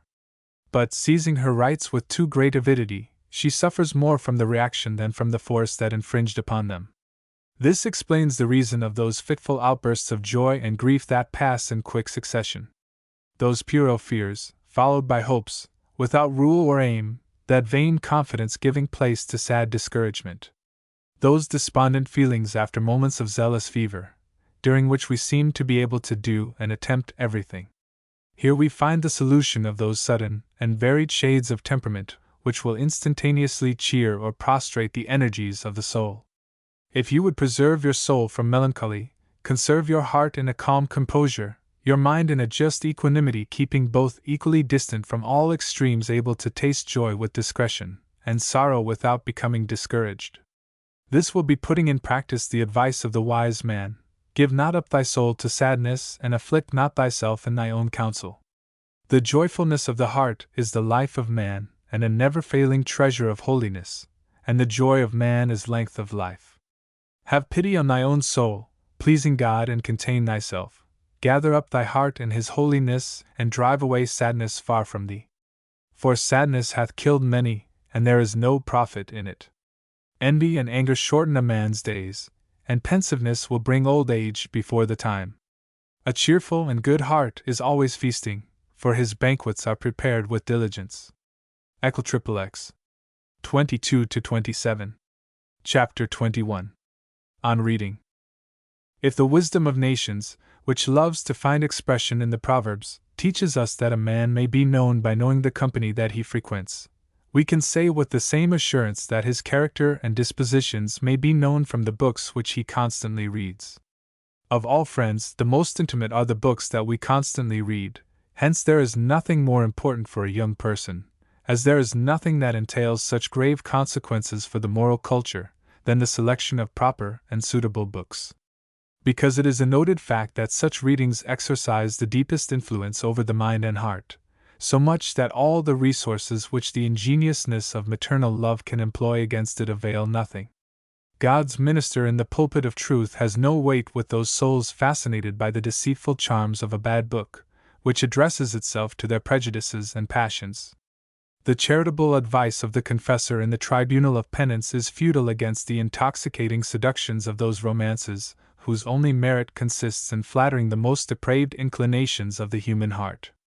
Indeed, it is a subject both of surprise and sorrow to see an author of the most menial abilities lauded to the skies for a book still more abject than himself, a book teeming with error and immorality, while, very often, a discourse, a sermon, or an instruction, whatever may be the authority that they receive either from the character of the person who pronounces them, or from the gravity of the circumstances in which he speaks, are heard with indifference. Good and evil, truth and error, are never so rapidly propagated, never so powerful in their action, never so certain in their effects as when they are communicated to us under the form of a book authorized by fashion or party spirit. Hence there is no greater responsibility before God than that which man assumes when he wields the pen in the name of humanity, whether for noble or selfish ends. A book is a teacher whose doctrine is listened to with a willingness equal to its degree of conformity to the inclinations of our heart. It is a friend that gains our confidence, inasmuch as it flatters our prejudices and passions, and in which we find a reflection of our own thoughts, the echo of our most secret sentiments. You would not like to receive a stranger into your house without his being properly recommended, but you will readily receive a book on the strength of reports that are often deceitful. The country is flooded with productions that sap the foundations of morality, and which bear that imprimatur given by a poisoned public opinion to such authors as pander to its craven spirit. The world judges with a depraved indulgence the book in which it finds its maxims approved and sanctioned, portraying the exact seducing picture of its vanities. The purest souls and, not unfrequently, serious minds are too often imposed upon by those popular prejudices, and, despite their good reason, yield to their influence by reading the flimsy productions of depraved minds, which, besides all the other injuries they cause, rob them of a most precious time. A book must be very bad before the world condemns it, so bad, in fact, that its own intrinsic filth disgusts the reader and seals its fate. But there is another kind of literature favorably received by that portion of mankind called respectable, honest, and sometimes even severe, and whose authority is capable of making a grave impression on your mind. It is, therefore, very important for you to know not only the signs by which to recognize a bad book, but also whom you should consult as judges in the matter. There can be no question here of those books professedly immoral, in which vice is eulogized and corrupt maxims sustained. Those books are not dangerous for you, because they will not fall under your hands, and even when they would, you could not open one of them without flinging it away with horror. In this case, the evil contains in itself its own remedy. But there are books, less dangerous in appearance, in which the most delicate situations are represented, clothed in all the charms of style, well calculated, under their moral guise and serious bearing, to captivate the heart and imagination. Indeed, to represent in lively colors the terrible effects of the passions, and the fatal consequences that a momentary excitement might entail, is not of a nature to inspire a young lady with horror for vice and love for virtue. How is it possible that she will guard against the evil inclinations of the heart, when she is conscious of the danger in giving them free scope, and that a momentary forgetfulness is sometimes punished by a lifetime of sorrow and bitterness? Such a culpable negligence might be accounted for, if there existed a necessary relation between the will and the imagination, by which the determinations of the former are necessarily dependent upon the impressions of the latter. But such is not the case, for the imagination has a sphere of action very different from that of the intelligence, or the will. It is an interior mirror which reflects back upon the soul images of things beheld by the senses and conceived by the intelligence, without regard to time or place. Positively no, would be the answer of a young lady of self-respect, whom we would ask if she would like to see with her own eyes all that is spoken of in the novel which she reads with so little caution. Your answer would be given in the same terms, should we ask you if she might read without impunity to virtue those intrigues, those scenes so engaging to curiosity, and which incite the reader to follow up the details of ineffectual struggles against passion. Could she, without blushing, listen to the passionate conversations of those who had led each other to destruction, after having exhausted all the resources of heart and mind to render vice amiable, even when their fall would seem to be less the effect of a criminal will than the result of a kind of fatality? Your answer to all this would be emphatically, no. But while young ladies will neither listen to nor look at scenes of this nature, many, alas, do not scruple to look at them in books, where they are much more dangerous, for being adorned with all the charms of style, and because the persons represented are made to speak and act in a much more luring manner than they do in reality. They devour with avidity those dangerous, and sometimes scurrilous pages, but while they chain their attention to the matter they are reading, their imagination gains the ascendancy over all the senses, and under their united action images are formed which leave a lasting impression on the mind, images of misfortune that has befallen persons either through their own fault or the fault of others, and which, through sympathy, the human heart, whether wrong or right, is always ready to find a pretext to justify. In reading of those misfortunes she may perhaps recognize the hand of divine vengeance pursuing the criminal culprit, which is of a nature to inspire her with a sentiment of fear that deters from the commission of crime. But such sentiments have been felt by the heroes of the novel which she has read, and nevertheless they have fallen into the abyss which they so much dreaded, I would almost say while fleeing from it. But when they take their stand on a declivity so steep and slippery, nothing short of a miracle can save them. Such is precisely the nature of the danger in which the readers of such books place themselves. In those books human frailty is idolized, deeds committed through it are either necessary or excusable, the hairbreadth escapes, and often the tragical conclusion of their story will often inspire the reader with a salutary terror, it is true, but will that feeling destroy all those tender sympathizing sentiments that were felt while dreading it? Of course this fear is felt by the will, but the imagination has already finished its work. It has seen, heard and felt by the senses. It has delighted and fascinated the soul by those images whose charms cannot be destroyed by the unfortunate issue of those struggles in which frailty played such an important role. The will, distracted by the tumult of external things, and the variety of her occupations or pleasures, will soon lose this sentiment of terror on which she seems to count so much, but the imagination will conserve for a long time the impressions and images upon which it has feasted, and which will form the constant subject of her thoughts during the day and of her dreams during the night. Hence, the books that are capable of producing such results are evidently bad, and if you wish to preserve intact the innocence of your heart, you should never take one of them in your hands. If you wish to conceive a deep horror for vice, and guard against the snares of passion, you will more readily and securely attain your end by reading a few serious books in which truth is presented in its own simplicity without artifice. Books in which the author, realizing the importance of his mission, directly addresses the mind without trying to captivate the heart and imagination, or to render vice amiable first in order to inspire you with horror for it afterwards. If you wish to be true to yourself, if by your readings your object is to cultivate a love for virtue and horror for evil, novels are not the books that you will have recourse to. Hence, to draw a practical conclusion from our considerations on this subject, you may safely say that a book is, if not bad, at least dangerous when its tendencies are to render interesting and agreeable such deeds or language as you would neither look at nor listen to. This should be the first rule by which to judge of the moral worth of the books you wish to read. Chapter 22. Same subject continued. To the rule given in the foregoing chapter may be added another of equal importance in the selection of suitable books to read. Generally speaking, all books that draw too much on the imagination may be considered as dangerous. You are well aware, and it has been frequently said in the course of this little book, that the imagination is precious and useful when regulated with discretion and directed with prudence. But the moment that it is allowed to assume a preponderance which does not belong to it, it becomes noxious to our spiritual and temporal welfare. Moreover, it is united to the senses by the most intimate ties through which it receives impressions and images that keep it in constant activity. We should constantly labor to check, rather than to encourage its development, while we should spare neither pains nor diligence to develop the intelligence which, when left in ignorance of truths that could enlighten and elevate it, becomes the victim of cruel doubt, idleness, effeminacy, and pleasure.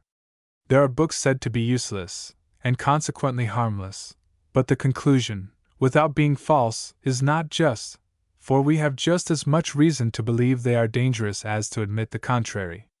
Now, if a book is indeed useless, you cannot bear to read it, and since you do read it, it must certainly contain something interesting which renders it agreeable to you. It pleases some faculty of your soul, some habitual thought of your mind, some predominating disposition of your heart. That a book may be read without profit is quite true.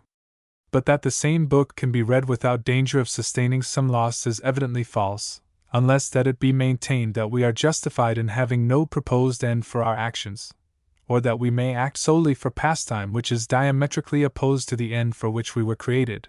Our time is too precious to be used indifferently.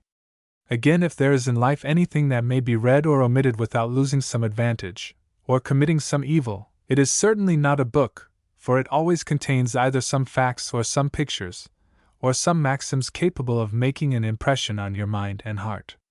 The intelligence is formed and developed by means of language, and language, considered from this point of view, furnishes us with no idle words. Hence a useless book is, in the true acceptation of the term, a book that amuses the imagination and the heart.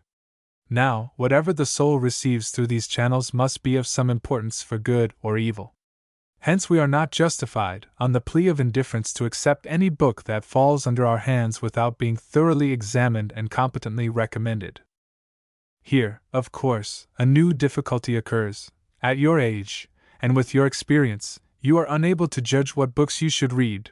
You are therefore obliged to follow the advice of others in the matter, but not the advice of all indiscriminately, as all are not competent to direct you in a matter of such grave importance. Popularity will give a wide circulation to a book that can by no means recommend it. Hence public opinion is not a rule that will guarantee you against deception.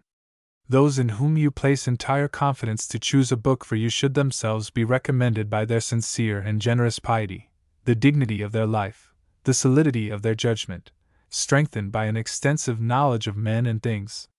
Above all things, be on your guard against the books recommended by worldly women, lovers of pleasure and parties, those whose light and frivolous minds sicken at serious thoughts, who are on their guard lest they may do too much for God, and who vainly endeavor to reconcile, in a monstrous union, the maxims of the world with those of the gospel, the seductions of pleasure with the austerities of virtue, desiring to serve God and mammon. If, by some negligence, or even in good faith, you open one of those books against which you have been warned, shut it the moment you feel your imagination excited by the images it offers, or when you perceive that the mind's curiosity becomes aroused to its agreeable narration of incidents, for it is almost always an unfavorable sign of a book that produces those and similar effects. Such is not the manner in which truth and virtue affect us. Their action is milder and calmer, and has the heart and will, rather than the imagination, for its object. Hence, be on your guard, lest by some indiscretion you allow a poison to enter your soul, which is never more dangerous than when it seems least to be feared. Finally, to resume in a few words all that we have considered on the subject, if you would place the moral merit of a book beyond question, ask yourself if you would like to have its author for your spiritual director. Do not think that this precaution is exaggerated or uncalled for between the author of a book and the reader there are relations established so intimate that they beget a kind of intellectual paternity, which produces deeper and more durable effects than you may be aware of.